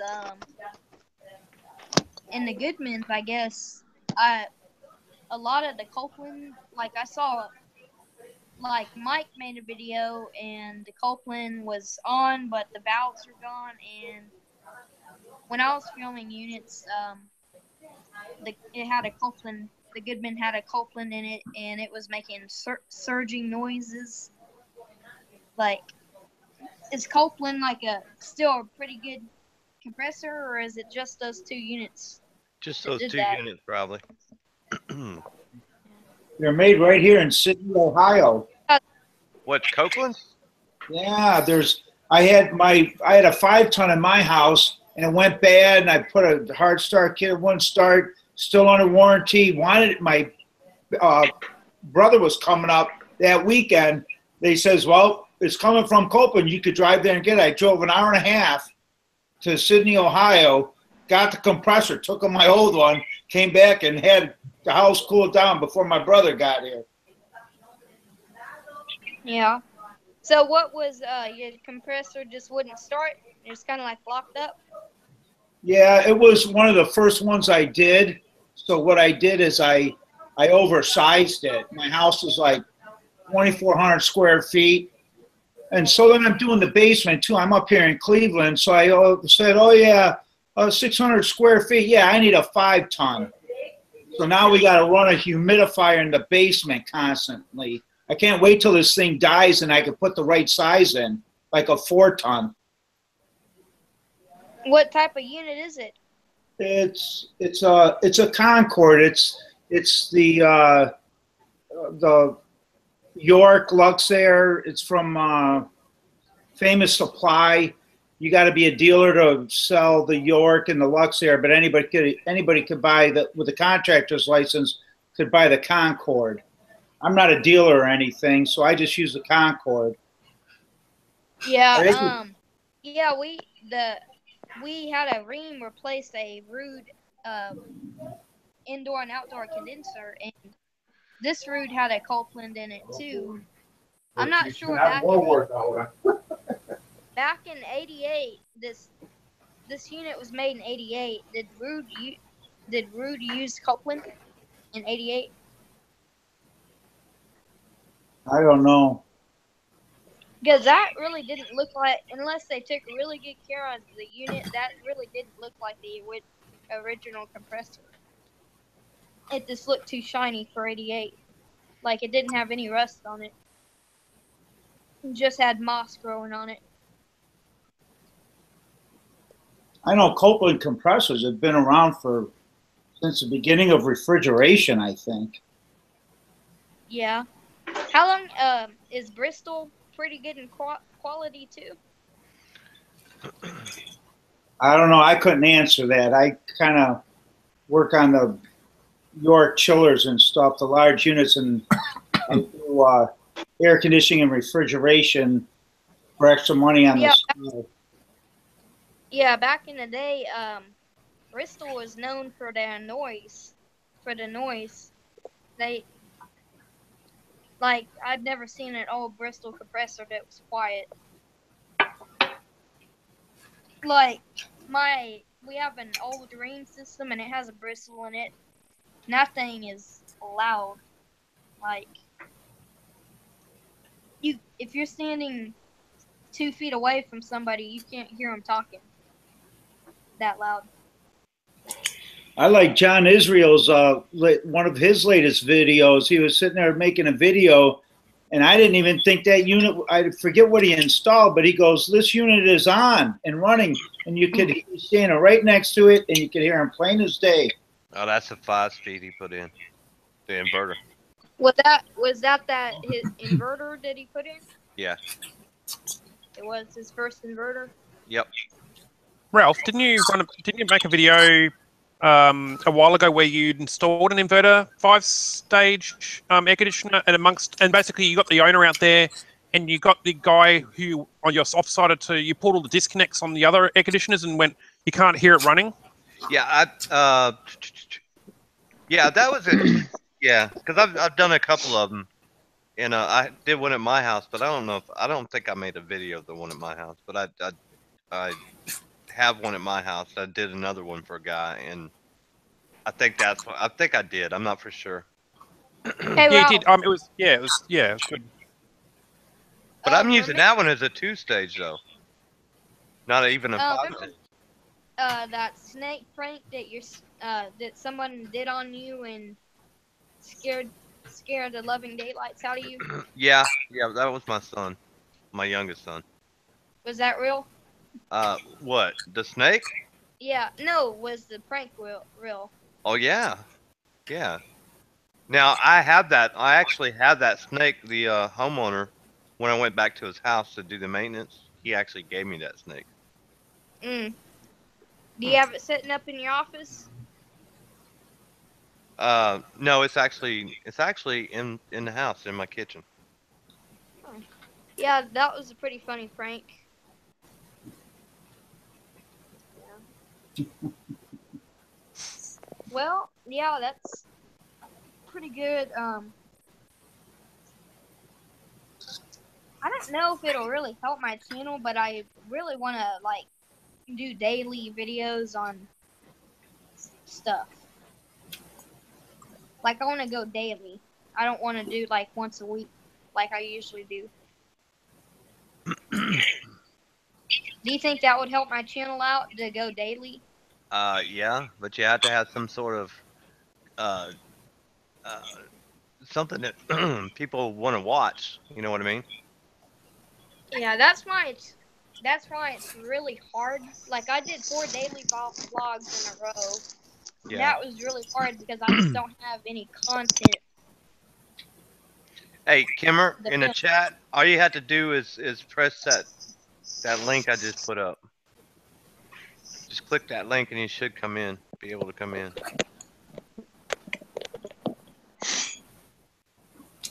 Yeah, I just don't have any content to put up. Let's see. Once a week is hard enough. I sometimes miss on that. Somebody's slurping on some watermelon. Yeah, that's Wink over there. I didn't know they have watermelon in Connecticut. I'm on call. Okay. I cannot drink tonight. Oh, so you're eating watermelon instead. Hey, I was watching was it you that met up with John to do a change out, Ralph? Yeah, John came here and we did a change out together. That was a good video. And who was it that drove all the way to the destination? John came here. Oh, he came. And actually, that house where we did that install together, that was the house that the snake was done at, the snake prank thing. Oh, that was the snake prank house? Yep. Yeah, John said he drove like some 500 something miles to get there. Yeah, because I've been to John's house too. You have? Yeah, when I went to Texas, I stopped by his house. I stayed the night there. Yeah. Didn't you say you're from somewhere in Texas, Ralph? Yeah, Killeen. Oh yeah, I live there. Yeah, I live in Killeen. Oh, you did live there? I do live there now. Oh, you live there now? Yeah. Ah, I'm kind of like, I'm outskirts. Do you know where Florence, Texas is? Yeah. I'm kind of like right in between Florence and Killeen. Kind of like in that area. Yep. So Ethan's from my hometown. Hard to believe, And isn't it? still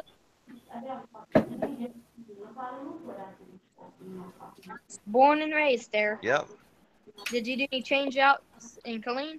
No, when I did go back and I worked on Fort Hood we did some military housing there and I worked some barracks. Oh, when was the last time you were in Fort Hood? Years ago, 22 years ago, something like that. Yeah, there's a lot of military in Killeen because Fort Hood is right next to Killeen. Yeah. Yeah. Isn't like Fort Hood like the largest military base in the United States or something? In the world. Yep. And yeah. Don't mess with Fort Hood. Nope. When did you move out of Killeen? In 89. 89? Yeah. When I joined the Navy. Oh, and where are you at now? Georgia, just north of Atlanta. North of Atlanta? Yep. I was not too long ago, I was in Atlanta. Were you? Yeah. Only for about 2 hours. That was it. At the airport. Yeah. Something's burning there, Ralph. Do what? Say something's burning there, Ralph. I see a lot of smoke coming out of your desk. Yep. You burning down in the office? Yep. Something's going on there. Wait a second, Joe. Joe Shear, was you really born in 1990?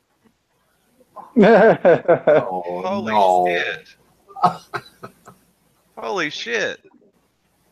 I was born in 1955.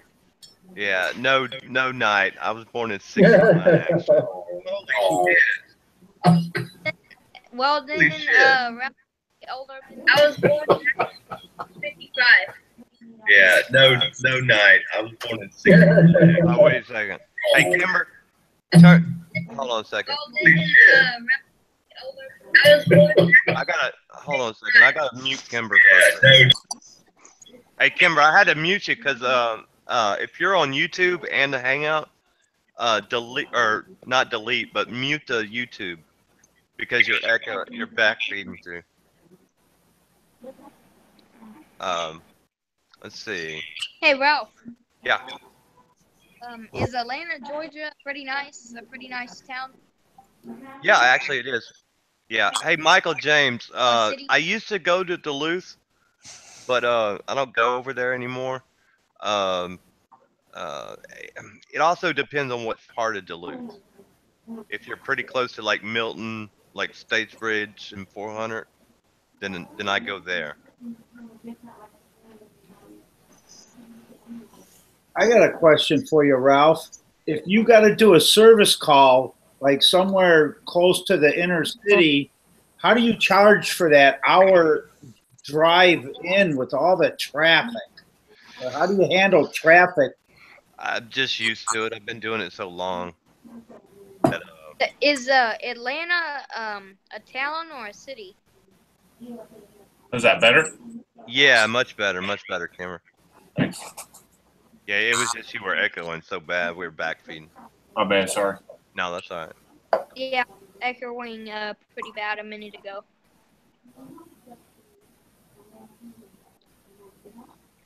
Yeah, I was in Atlanta. We were flying from Saline to Florida.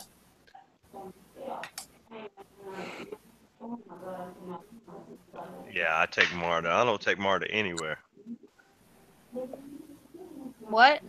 I'm reading in the chat. Yeah, Atlanta's a big city.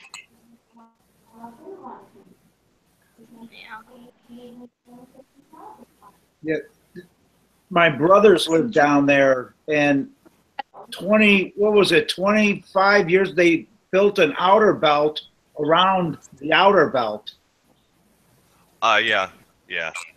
It's getting worse and worse as we speak, actually. Yeah, Georgia is kind of like a place I kind of like want to explore. What I do with Atlanta anymore, I try to stay out of Atlanta, and I just kind of just pass it up. Just tell them I just don't go down there anymore. Hey, I was watching a video. You worked on a system for Atlanta's finest. Yeah. And we put it in. What was Atlanta's finest? Like a TV show? No, it was a cop. It was a cop. Oh, she was a cop? Yeah, she had to be. She was medically retired. Oh, medically. Yeah. She was like without AC for like something like 2 years.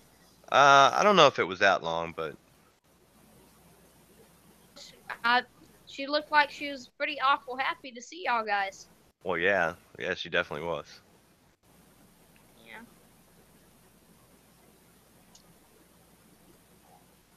How did that come about? A buddy of mine, actually, he's on YouTube. I'll be right back. He's a viewer on YouTube, and he's an Atlanta cop, and that was his partner. And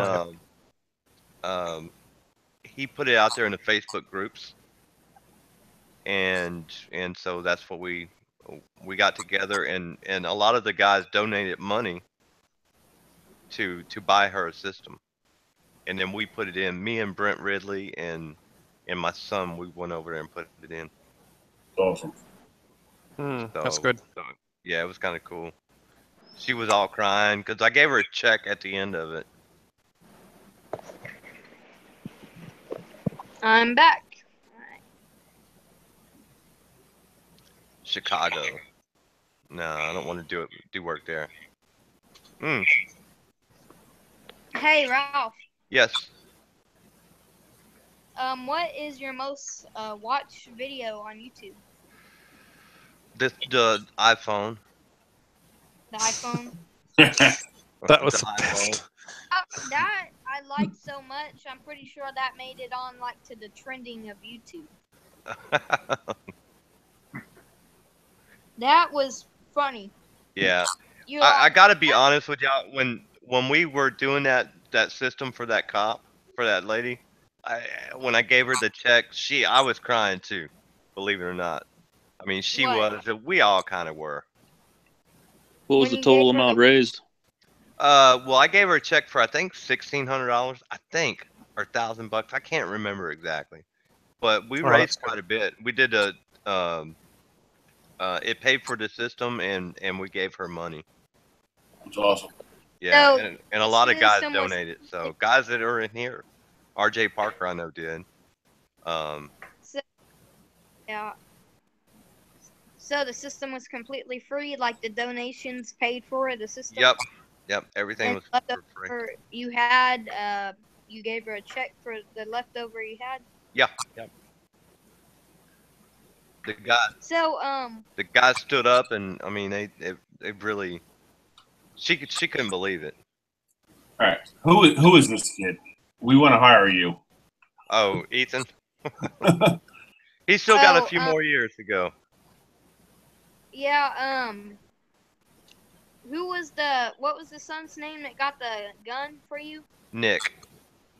Nick, you were like, Nick, get the gun. Yep. Yeah, that was my favorite part. You were like, Nick, go get the gun. And the other son was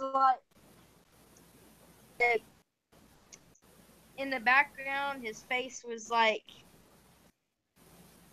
it was the funniest face I've ever seen. It was like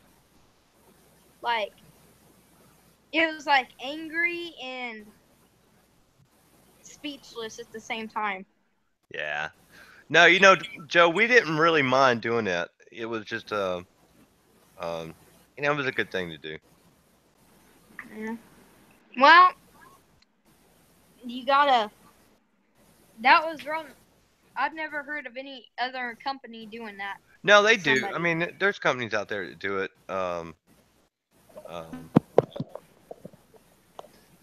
Yeah. We're working on one right now for a lady that's got cancer for the 3rd time. Holy cow. Jeez. Yeah.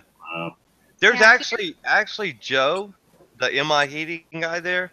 What they do, and this is really cool, they take their scrap money. He works for a fairly big. I don't know. Actually, I don't know how big this company is, but they take their scrap money and they put it in a fund. And when they come across somebody that doesn't have any, doesn't have the money to replace their system, whatever, they take the money out of the fund, and give those people a new system. Yeah, cancer is a pretty hard thing to deal with. I witnessed it myself. My grandma actually had cancer for a while. She's over it now, but it was a hard thing to go through. And Yeah. she still has problems to this day, like with her heart and stuff. Like she had congestive heart failure too, and so that's kind of a cancer is like really bad for your body. Puts a lot of strain on your body. Oh my God, Steve Lavis. Steve's here. Yay. Steve, I tell you what, I'm gonna put a link right here. Steve, gonna join? And Steve, go ahead and click the link there and come on in. Love that guy. He is the best. Steve is next level.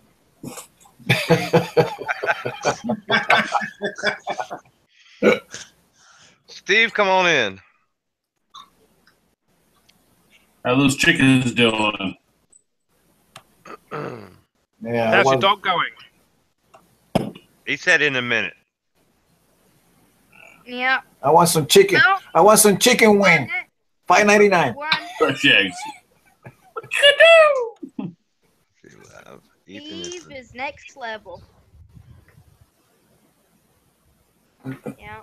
I think, is he the one that started the next level phrase? Yeah. He got that from Fritz, actually. Oh, Fritz. I'm gonna tell him that. Best buddy. Best buddy. Yeah, that's his best buddy. Yeah, I think he's still mad at Fritz. I think he's still mad at Fritz because Fritz said he drives around an ice cream truck. Well, he does. He does. There's no ice cream. Oh, that's awesome. Oh yeah. Now she was watching the other day when there he is. Yes. The star of the show is here. Hello. What's up, Steve? Where's baby dog? She's upstairs sleeping on her little bed. Oh. That's all you guys doing. Not bad. How are you? Everybody's wondering about you, Steve. Well, I'm all right. Now, do I have to get out of the chat, or because I just clicked on that link? Is it going to leave an echo? Yeah, I think I might need to. Let me see. Yeah, let me click. Just YouTube. Just mute YouTube. All right. No, I shut it off, so okay. It won't echo. Yeah. What's going on? You guys are staying busy or what? What's going on, Steve? Big time. Yeah, I'm just swinging at the ball. Yeah. Just keep swinging at it. Hitting it every day, right? Good. Been a little bit, Steve. Yeah, haven't seen you in a hangout for a while. Keep cracking I up. just haven't really been. I haven't been really any hangouts lately, so. You doing Now, all right? where's your boy Zach? Him and John were doing a hangout or doing a podcast earlier. Doesn't John do? How you doing, Steve? I'm doing good. Wink. That's good. How those chickens doing? All right? Oh yeah, just a lot of work, guy. A lot of work. Yeah, I know. I don't know how you do it. I don't know how you do it. So Oh yeah, I keep the coops clean and I feed them well, but it's a lot of. I do a lot of extra stuff for the chickens. I get a lot of connections with like meat markets, and I get a lot of less scraps, and I go to the bakery and I get free bread. But I give all these guys eggs, but they keep feeding me all this stuff, and now I gotta process it all to feed the chickens, and it's just a lot of work, you know. I don't know if I can continue doing it. It's just too much work. Come on, Vicious circle. It's either heating in air or eggs. You know, you gotta choose. Or YouTube. That's a full time. That's a full time job. Yeah, it's a full-time job, but I kind of enjoy it. They're kind of crazy little animals, and yeah, it's cool. Yeah, it's kind of like a hobby, you know. Yeah. I used to have some over here, but I got rid of it. They too messy. It was getting out of hand, so I had to let it go. I clean the coops once a week. Yeah, it's bad. Yeah. And then I go down to the sawmill. I get all the wood chips down there. I give that guy eggs. He gives me wood chips, but I still have to buy the stuff, you know. Yeah.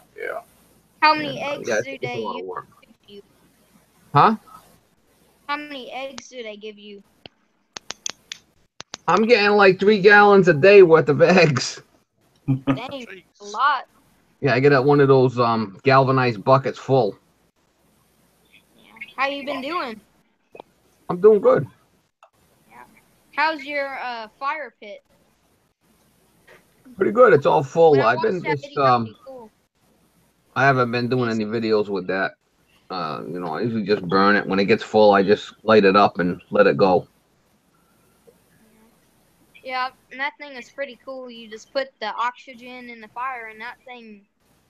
It's like Oh yeah, 10 give it a feet little high. give it a little oxygen and it goes. The flames are like 10 feet high. Oh yeah, more than that. Yeah. Let's just say you wouldn't want to jump in that. No. Wouldn't be too good. Well.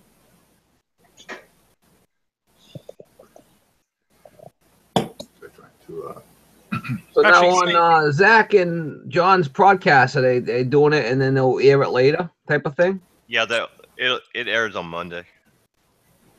So, Any spitting in the cup going on or what? today, Do what? Oh, the cup. He's spitting in the cup. You know, somebody else said something about that today too.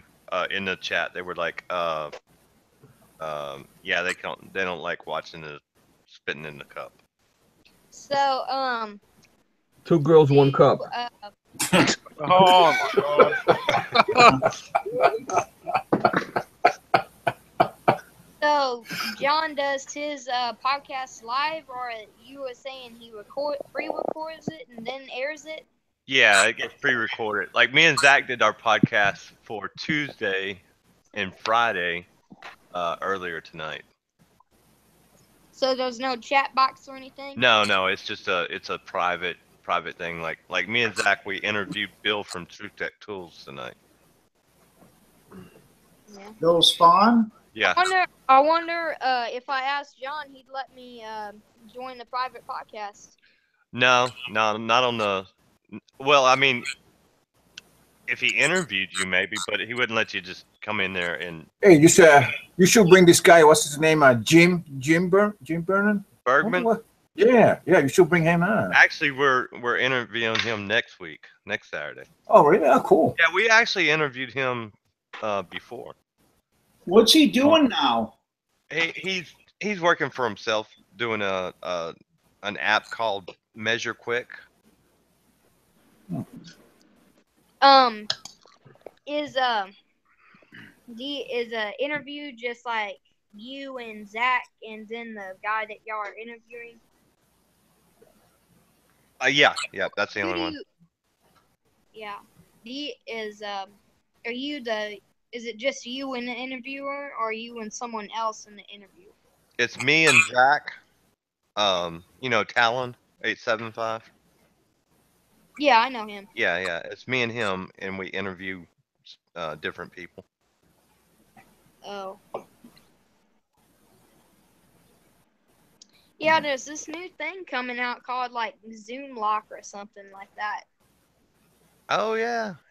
It's been out for a while. Actually, I have a couple of fittings here. Yeah, it's just a pro Yeah, I press. was watching John's videos and he was talking about it, and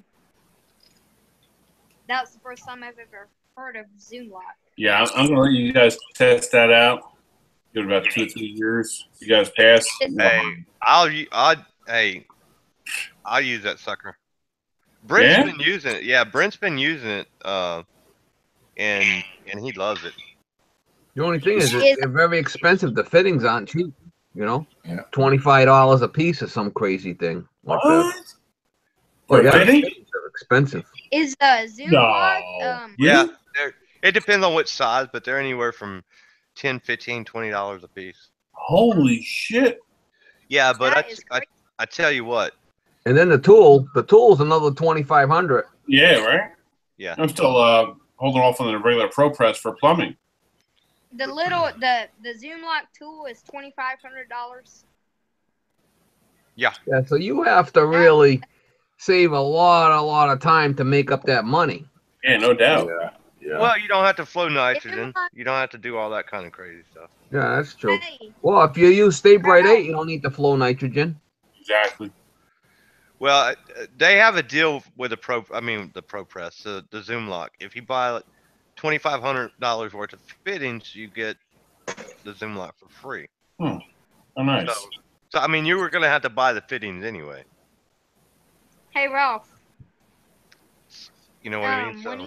Sometimes you could use those. In some application, up in the attic, real tight spot. That's something would work. Yeah, well, I'll tell you what. Not even up in the attic, but I do a lot of work in like hospitals and stuff like that, where you got to get a hot permit, this, that, and the other. You have That's exactly where we work at. Yeah, right. He's off there. I mean, we're charging out the ass anywhere to be there, so it would pay off there. But it's still the whole, do we want to sit there and take the chance of using this until we know it's really proven? That's the biggest. Well, I'm like I said, I'm pretty close to the Sportland guys, and they have one problem with it, and the whole place leaked. And they found out the guys that was running the copper was cutting it with a hacksaw. Okay. And then, so it wasn't a tool and it wasn't the fittings. It was the install. Right. You're still relying on one O-ring for the seal, no matter how you look at it. It's still an O-ring. And I'm worried about over time. You know, give me 5 years from now, what's going to happen? Do we know long term? You know. Yeah. Can't they pay the extra $45 for the copper pipe cutter? I think you can braze it up afterwards if there's a leak. I think you can go in there. Can you braze it up? No, because the O-ring would melt. System. Yeah. Yeah. Melt it out. O-ring would melt. Yeah. Hey, Steve. I've seen problems with the shock bite fittings. After a while, they start leaking because it's an O-ring. You know, it's just an O-ring seal. It's 1/8 of an inch on that, and that's what they're relying on for the seal. And a lot of times they'll start leaking after a couple of years. So. Well, depending on water pressure, you know, if you got a high water pressure in your neighborhood or whatever, I can see that happening. But what about 410A? You're talking, hundreds and hundreds of pounds of pressure. I know. I know. Well, I tell you what. They did a test, a 2,500-pound test on the Zoom lock. Yeah. And the pipe burst before the Zoom lock did anything. Really? Yep. Hey, Ralph. Yeah, but what about 5, 10, 12 years of being penetrated with oil and all that, gasket swelling. Well, I mean, I don't know, but it's kind of scary for the time being. Well, I mean, it's 5 or 10 years from now. Job security. The units only last 15 years, so. Hey. It all depends how long you're going to be in business. Yeah, no. Because in commercial, we're selling contracts for 20 years. Yeah. Hey, Ralph. It's got to last. Remember when you drank Stop Leak? Yeah, I have it. I have some on my desk right now, but I'm not going to drink it. Did it? It's been sitting out here since I released that video. Actually, it's right here. Well, did it stop your leaks? Nope. It didn't harm you? No. Hey, Steve, do you use ProPress on any plumbing jobs or? No. I do. I do all the time. Because most of my stuff's residential, and I can get the water to stop relatively easy. Now, if I was working commercial, I would definitely go ProPress because gotta have it. Yeah, commercial. You have to have it on commercial. I gotta at least say that. Say if you're in a hospital now and you got to isolate a line and solder a fitting on there, when you got 4-inch pipe or 2.5-inch, 3-inch pipe, and you got to drain down the whole complex, you need ProPress. Yes. Yeah. Hey, Steve. ProPress with a shut-off valve. Right. Just shut off real quick and then do what you got to do. Yeah, make it happen. I agree. Hey, no, Steve. that's it. No, but I'm residential, so. Go ahead, buddy. Hey, where's the baby dog at? She's upstairs The dog. sleeping. Yeah, usually she's sleeping under my desk here, but she's not. So I'm not gonna go wake her. She's upstairs. She got like a little bed on the floor there where she goes and sleeps at night when it gets dark. So leave her alone. She got to get away from Steve. Yeah. The funny part is that she doesn't even bark at the chicken. She hears him in there making all kinds of noise and stuff, and she doesn't even pay him no attention. I'm kind of like really surprised about that. Now, Steve, one question. Yeah. About your neighbor, they complain about the chicken or no? No. They don't. All my neighbors have got chickens. Oh yeah. So you're good. Yeah, they don't. Some people. I try to keep it clean. I keep it clean, and I get them all, in areas where they're not going to start any trouble. And yeah. Now talk about those roosters. They like to make a lot of noise. Yeah, whenever I back up my truck, come home from work, he's going off, making all kinds of noise. Does the dog like? You 2-pump chump, I call him. Yeah, I got what nine baby chicks now. They're hatching out. I got 2 more today. Oh wow. Yeah. Hey, Ralph. Yeah. While in the job, like doing HVAC, have you ever had anything stolen from you? Actually, at my house, somebody got in my truck at my own house. What'd they steal? But those people moved, so or got arrested or whatever, and they're gone. Yeah. Well. Yeah, that's always a concern, man. You got all them tools and you spend all that money and put different kits together, and some schmuck comes by and just grabs the stuff. That's always a concern of mine too. Well, fortunately, all he stole was my tool bag. When you had when you had that 70-mile-an-hour blowout, Ralph. Yeah. Yeah. Should have bought a Chevy. I do have a Chevy. That's what blew out. No, the tire actually blew out.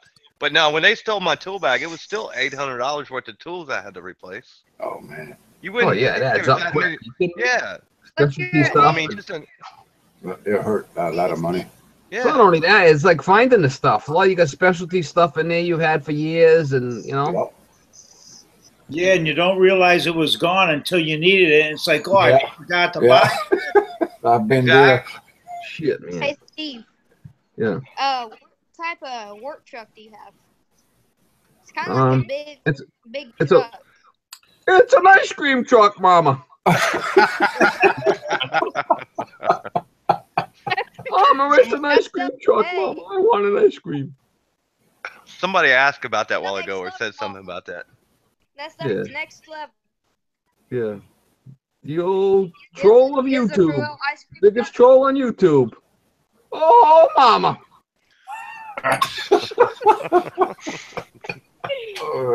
Steve, What? you're next level. Oh, yeah, I'm next level. How's Yo. that diet going, buddy? How's that diet, all right? Yeah, I'm kind of on and off. I'm trying to stay on it, but it's not easy. Yeah. The low carb stuff's tough, you know. And you're looking good. Yeah. All them chickens running around feeding them chickens that's keeping me lean. Yeah, and I get this my daughter's I got one kid, and my ex-wife got remarried and had another kid. Well, this guy this kid now, my daughter's brother, he's one of these chip guys. He goes around and collects all the chips, Frito-Lays and stuff. And he brings me cases and cases of these chips, and I grind them all up, and you know, I throw them in the chicken feed. You know, he gave me 3 cases today, Doritos and Fritos and all that stuff, and it kind of gives good flavor for the chicken feed. They love that stuff. Just Tastes like Doritos. I don't eat them. I just does he, grind them up. I grind them up, and I put them in the chicken feed in the morning. Hot Cheetos making Cajun eggs. Yeah. And them chips are next Spicy level. eggs. Yeah, he gave me a bunch of chips. I ground it up. It was, a 50-pound bag of grain. It's 3/4 full of them chips. Nice. That should last me about a week or so. Yeah. Yeah, them chips are next level. All right, man. I've had enough of this. I'll see you guys next time. All right, man. Take it easy. Peace. Take it easy, man. Cajun eggs. Hey, Hey, Steve, I'll show you something that's next level. This here cat. He don't like cameras. Camera shy? Yeah. Yeah. So I'm here in my garage.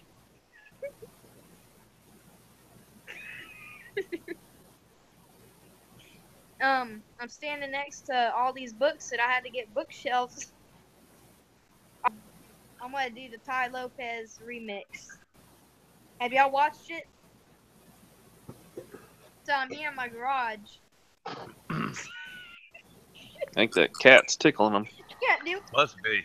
Alright, so let me try it. Alright, I can do it this time. So, I just got 3 new bookshelves installed for 3,000 new books that I don't read. Just bought this new. I can't do it. No, just bought these 2 Ferraris. Hey, Ralph. Yeah, Steve. I've been on a job the other day, and this guy called me. He was in the storage. Business, and he didn't own the business, and his boss was like renting the place, and so there was like 3 levels of guys I was dealing with here. Right. And he calls me. I gave him a price to change out the the air conditioning system. It was an older system, couple of 20 years old and stuff. And he calls me back. He wants an itemized bill of labor. Material. I said, I ain't doing that. I'll give you a contract. It's $6,000 to change the system out. It's what it's going to be. I got to build a platform above a stairway to get up there to change the A coil because it's not on top of the furnace. It's in the ductwork. It's one of them slab coils. I can't get them up here. So you can't get slab coils up there? No, they don't have them. A couple of guys I deal with, they said they can't get them or they don't have them. And I could put a regular A coil, horizontally in there and, pipe it off. It's not that big of a deal and, pan it off. But anyway, this guy wants an itemized bill of what everything's a breakdown. I said, I'm not doing that. Are you crazy? I didn't turn down an inverter job, but he wanted an itemized list on an inverter job. I told him I wasn't going to do it. Alright, so guys, I got it. Alright, so I'm here on my garage. I had to get 3 new bookshelves installed for 3,000 new books I don't read. I just bought these Ferraris that I had to take a big loan out for. But you know what's more important than materialistic items? Knowledge. That's right. Knowledge. That's how he said it. Knowledge. I'm not sure if any of you watched that, but there's a lot of parodies and Ty Lopez here in my garage parody stuff. And they're all making fun of his saying, knowledge. Yep. So. Embrace the technology. Embrace it. Technology is next level. That's right. I don't have no rules either. I should do a T&N parody. Take my old iPhone and pretend it's my sister's and go out into the driveway and slam it on the ground. Do it. Go spit in a cup. That's John Israel. Spit in a cup. Yeah. Never smoke, my friends. That's right. Never smoke. Remember that. Don't follow Ralph's footsteps. Come on, Ralph. You could quit. I did. I need to, but it's not going to be today or tomorrow. He's enjoying that smoking, so it's going to be tough for him to quit if he likes it. I used to do it. I never enjoyed it. Hey. What about the vapor pipes they're doing now? All the vapor stuff. That'll I help. see them things blow the guy's teeth right out of his face. They actually make me cough. The vapor. So, how long have you been smoking? How old are you, Ethan? 13. About the age you are now. Ain't good for you. Nope. Nope, it's not. No, there's no denying the fact that it's not good for you, but it's a bad habit, Yep. But so is a lot of other things. From what I heard, it is a hard habit to break. It is very hard to break.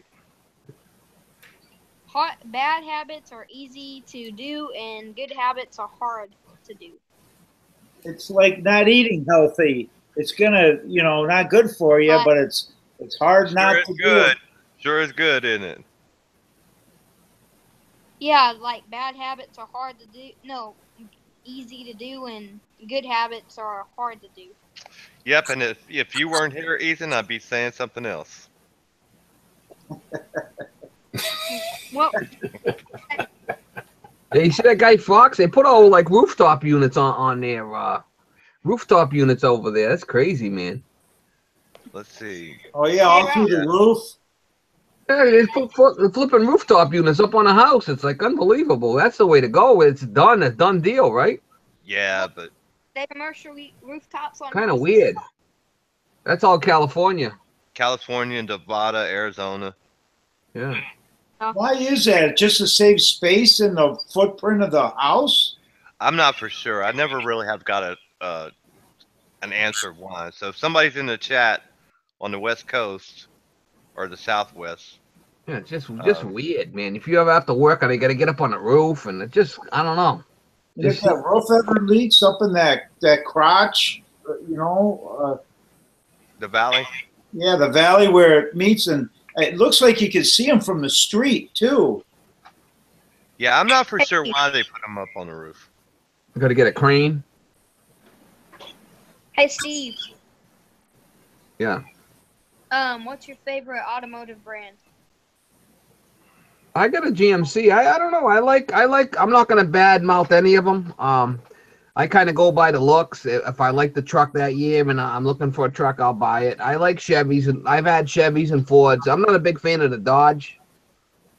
Yeah, me. GMC. I got GMCs. They're fine. I ain't got no issues with them. You know. What's the ice cream truck? That's actually International Dash Ford. It's got Ford parts in it. It's got it's actually an international motor. It's a workhorse. It's a special company that bought parts from all different areas and put a truck together. Hey, Steve, have you always run that kind of truck? I mean, it just. At first, I had a regular van, but you know, crawling around in there, you can't stand up. I like that truck because it's basically compact and it's low, and I can walk in there, and it takes the weight. It's 14,000 pounds, so most trucks are only 10, and I carry a lot of stuff, so that's why I like that truck, because of the weight. And it's good on fuel. It's like 12. It's like 12 miles a gallon on a diesel. So, and then I'm taking 7 tons there, 14,000 pounds. So. You need a CDL license to drive that, right? No, I don't. I just have to go for a physical every 2 years for the DOT. Oh, okay. Yeah. Anything over 10,000, you need that falls under the DOT. You have to go for a physical, make sure you're fit to drive it and stuff. So no, you don't need a CLL, whatever. You know. CDL. You don't need that. Hey, Steve. How old is the truck? Like, what year is it? That's an old 2. It is. Yeah. Oh, no 6. No, I'm sorry. No, it's an 06. Oh, no 06. Yeah. Hey, Steve, have you always run that type of truck, or was it just probably for 15 years? Do they still make it? Yeah. That was a FedEx truck. Do you think you'd still get? Do you think you'd get another one? Yeah, I would. If this one something happened to this, I would get another one. Yes, I would. Yeah. I see in your video. I see in your videos. You got a whole bunch in your backyard, all different truck there. One of your videos. One of them's a chicken coop. We call it Menopause Manor. I was gonna say when he needs a new chicken coop, he'll get a new truck. Menopause Manor. That's where all the old chickens are. Menopause Manor. Hey, Steve. You know that ream you put in your house? Huh? You know that ream unit you put in your house? Yeah. Have you ever had any problems with it? Nope. It's not leaking or nothing, and it's got the old old line set in there, soldered with 95.5 solder, and it's still holding up. 410A hasn't blown it out yet. You soldered in with 95.5? Yeah, back in the day, it was Silver Bright. Yeah. Pretty Bright number 8 or 95.5? 95.5, yeah. The old line set. Dang. Well, actually, it was Silver Bright. It's got a little bit of silver in it, less than Stay Bright 8, but it hasn't blown out yet, and it's 410A. So I'm just doing an experiment on it. I could run a new line set. It's not that big of a deal. Well, those reams are It just, to see if it's gonna hold. Everybody says, "Oh man, you can't do soft solder. It's gonna blow out." Well, we'll see how long it lasts. Well, those reams are pretty good units. What type of? 410A, so it's kind of high pressure. Does it have the Copeland scroll? Yeah, I believe it does have a scroll on it. It's a little ton and a half. It's a small unit. Yeah, it's a Copeland. See, it just goes to show you, Ethan, it's not so much the equipment, it's about the install. Yeah. Yeah, a lot of the ton and a halves. I know Goodman's ton and a half came with a rotary scroll. Well, yeah, Goodman. Some of this stuff you don't know what you're gonna get until you open the box. It is what it is, I work on a lot of Goodmans up here. Yeah, like they all break. They all break. You were like, it's not really the equipment; it's the install. If you do the install right, the equipment should serve you well.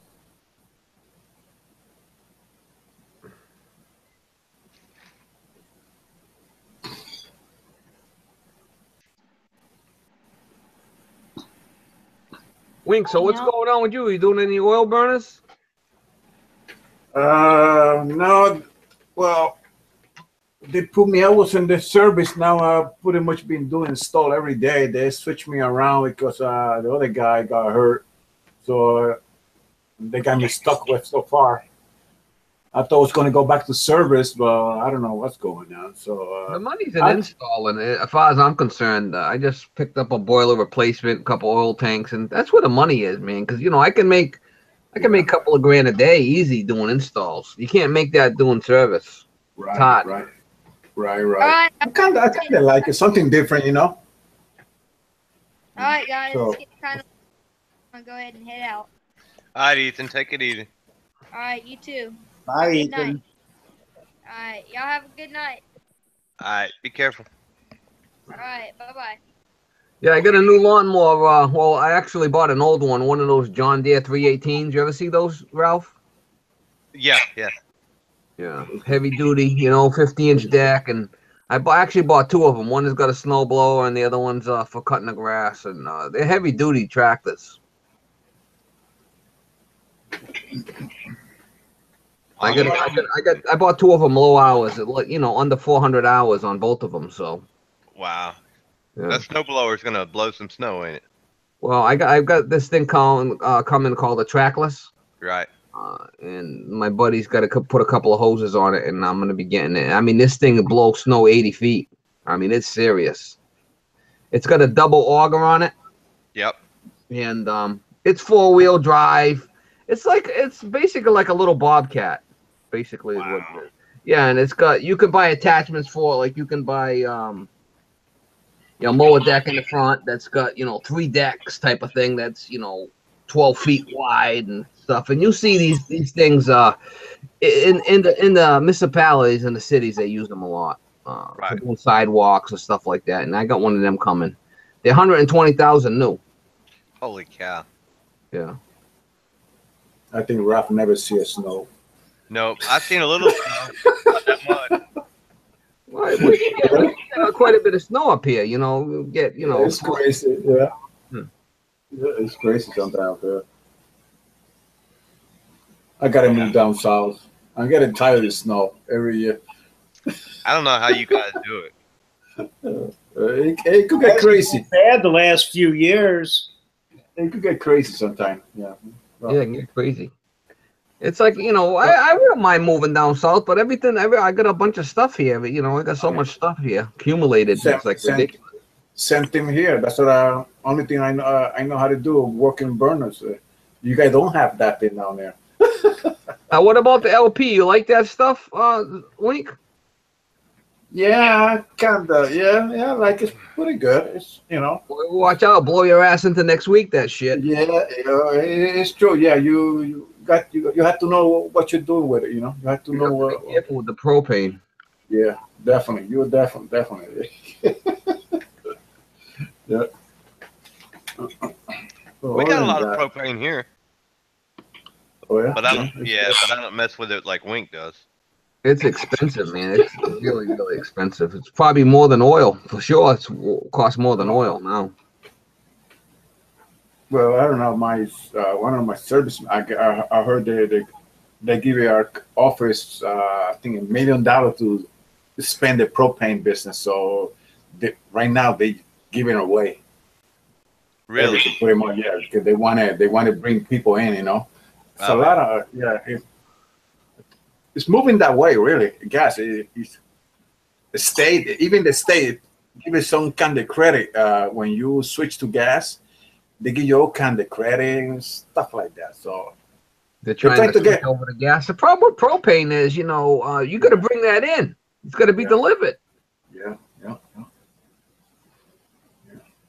What people they don't know is that when one time you switch with propane, you cannot go back because with oil you could go either way. But one time you switch to gas, that's it. You're done.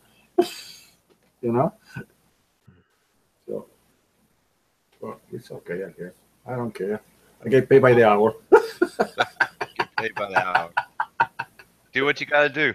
That's it. That's it. Long as you stay safe and keep your nose clean. Yeah. That's it. Hey, Wink, you had chickens? How many did you have? I used to have about not that many, about 6. I got a small backyard, and I tell you, man, it was getting bad. It was getting real bad. I had to get rid of it quick.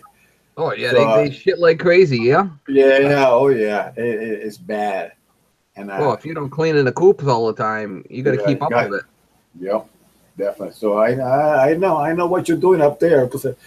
You got to hopefully that's a lot of work. That's a full-time job, definitely. I know that. Oh yeah. I don't know how you do it. Well, I'm just doing what I got to do to make it happen here. Yeah. Definitely. Where I live in our city, like 8 years ago with the organic food movement, the city actually changed the laws that you weren't allowed to have chickens, and they changed that. So up here, a lot of people have chickens now because of the organic food movement and all that. So it's yeah.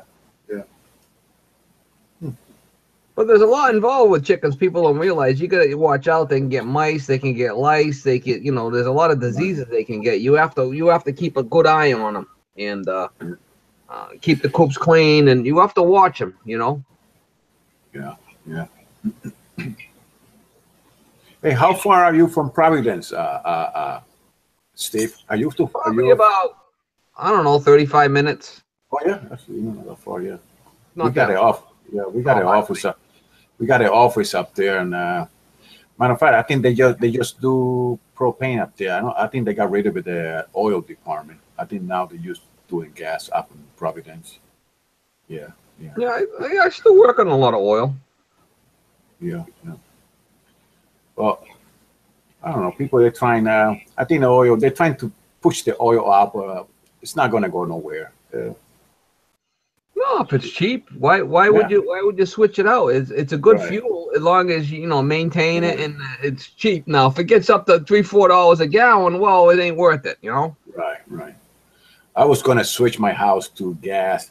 I ran the pipe, I ran everything, and then that's when the oil was almost $4 a gallon. Remember, a couple of years back. Yeah.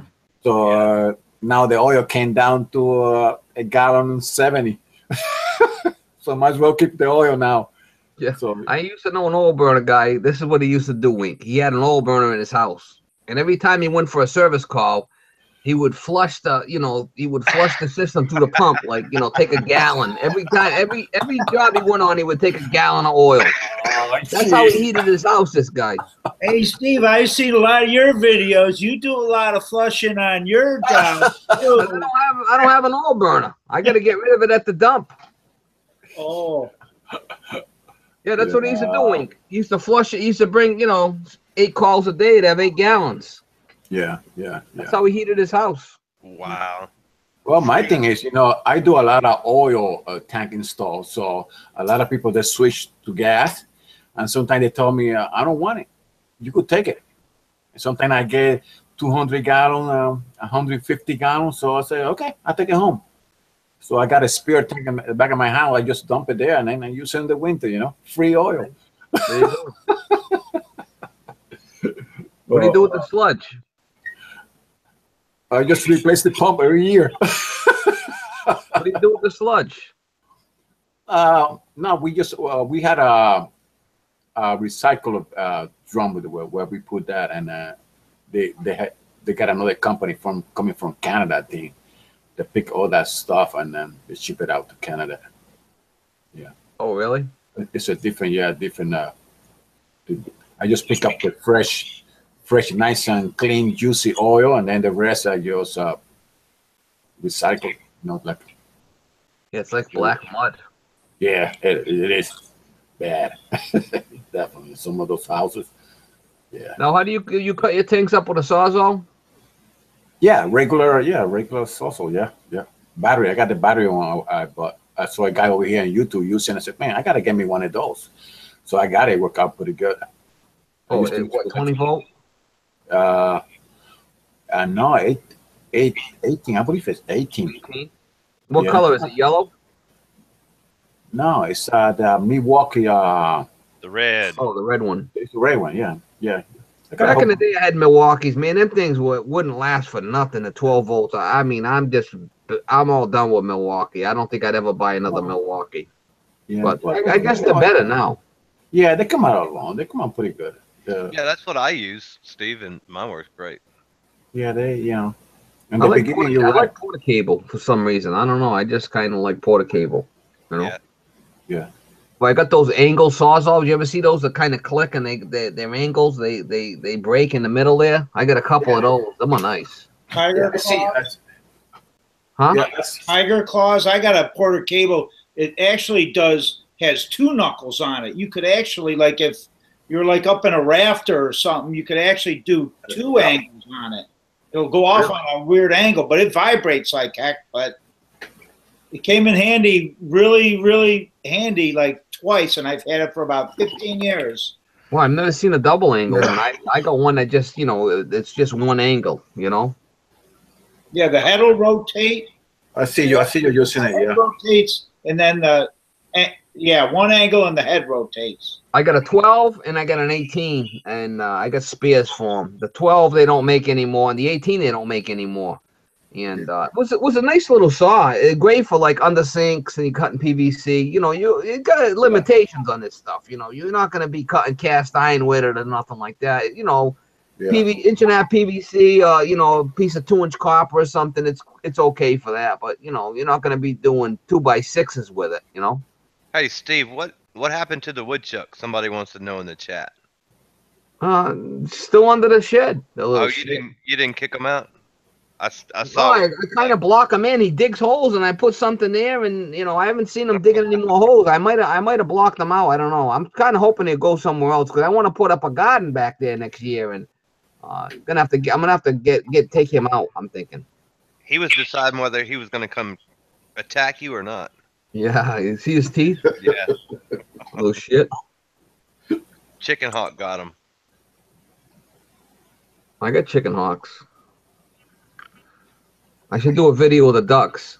Once a week, I got a big pool in the back there. I fill it up with water, one of those plastic pools. And every Saturday I go there and I pump it all out and I rinse it out and give them new water. And they got quite the life back there, them ducks. What made you decide to get ducks, Steve? I don't know. I had them as a kid, I guess. And it's just kind of like I got the chicken. I want doing the chicken eggs, and I wanted to get some duck eggs, and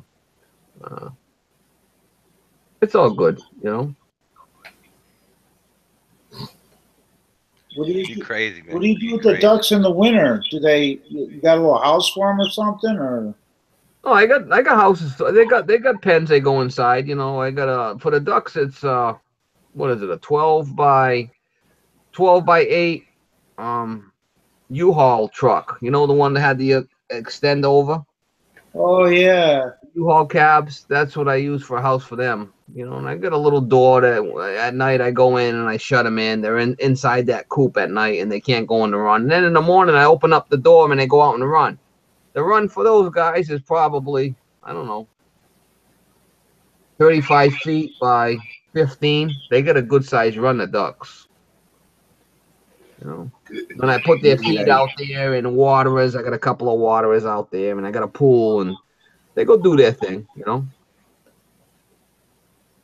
Oh, are you off call now, Wink? But you got to try sometime. This is the Bud Light Lemon.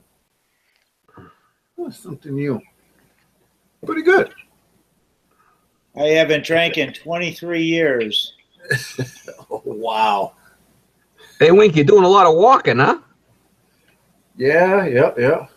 When kind of, I'm going next week. I'm going up to New Hampshire. I'm going to, go a couple of days. I'm up on the mountain.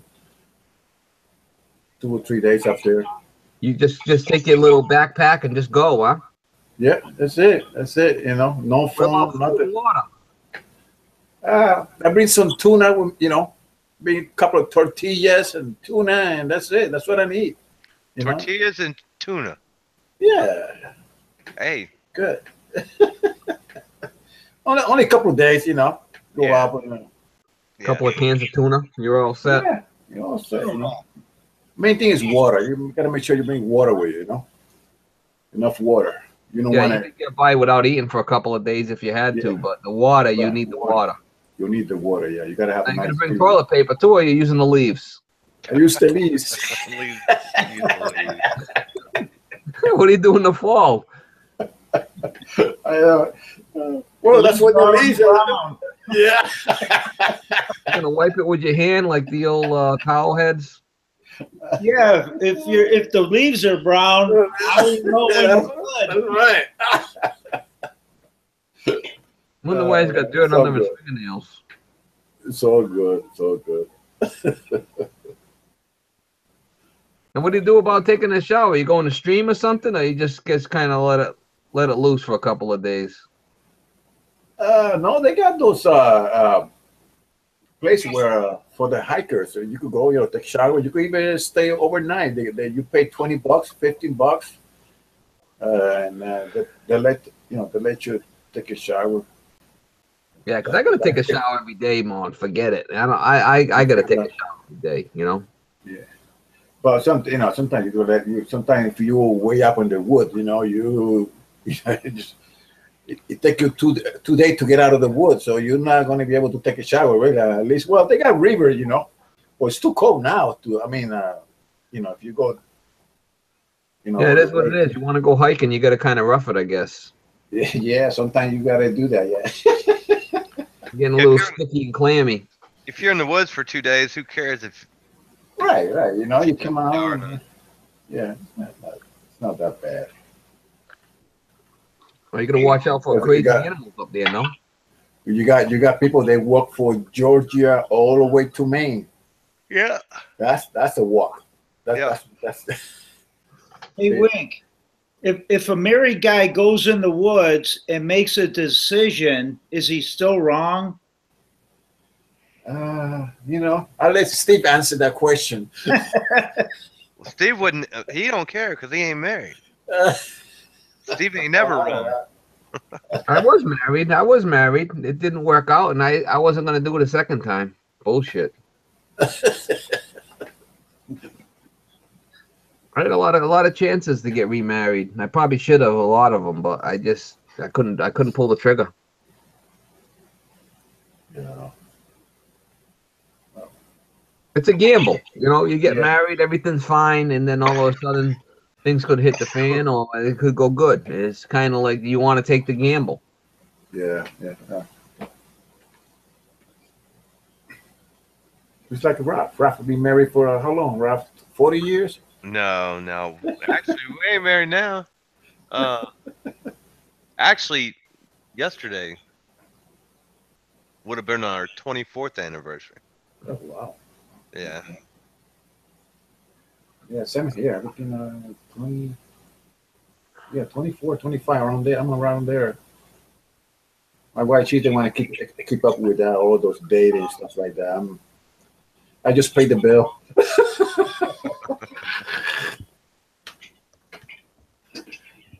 Yeah. So what you been doing with all those car in the garage, Steve? You're taking it out this year or what? You're gonna leave it in the garage? I haven't. I really need to get them out. I haven't. I got so much stuff in the garage. I can't even move them fuckers. Yeah.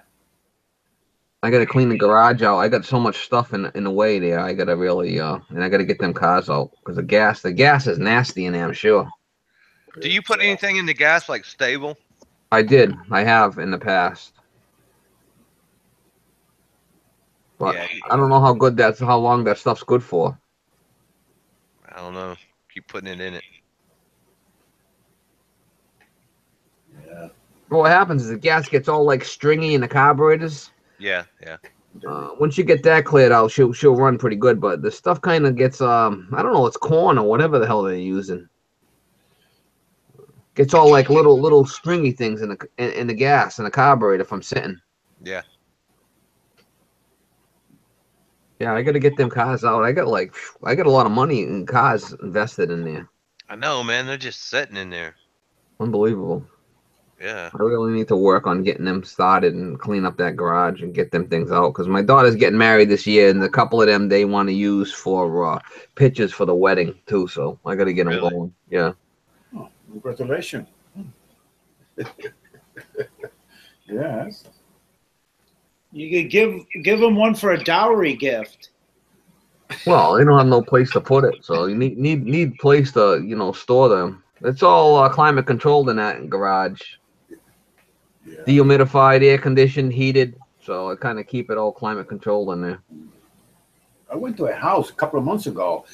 This guy got one of those cars too. But you know what he got? Is some kind of air balloon right inside. I don't know if you never see those. Oh yeah. They put the car inside the air balloon. I mean, this thing is huge. I said, what? And then it's because the element of the air, whatever they call it, it will kill the paint of the car or something like that. So it was kind of cool the way the guy did that. Looked funny though. You got that big air balloon, then inside you got a car. Yeah, I've seen a couple of those videos. Yeah.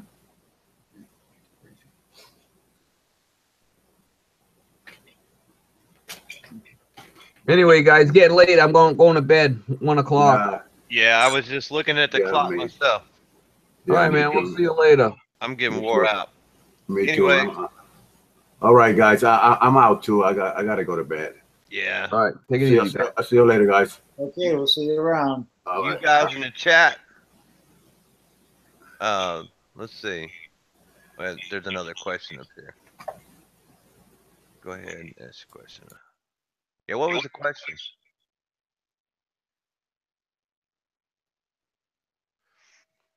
Oh, somebody in the chat has a question. Better make it quick though.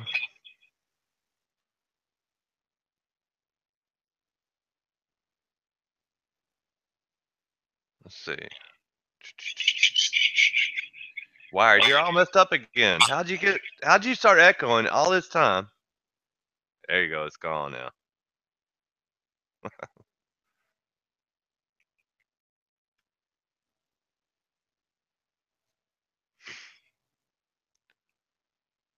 Well, it depends if you're using a TXV or a piston.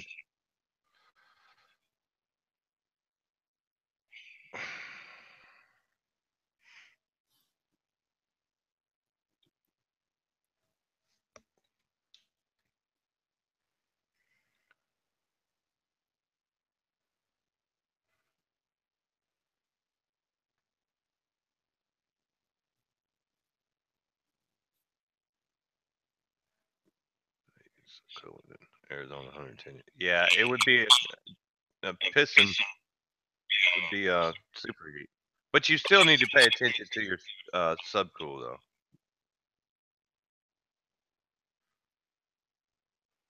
Which is.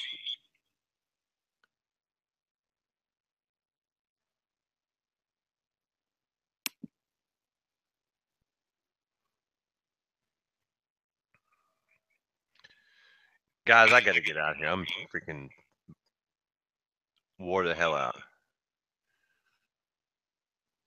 You guys can talk in the chat because it's still going to go on. I'm out. Yeah. We'll see you around, Ralph. All right, take it easy. I'm out, y'all. See ya.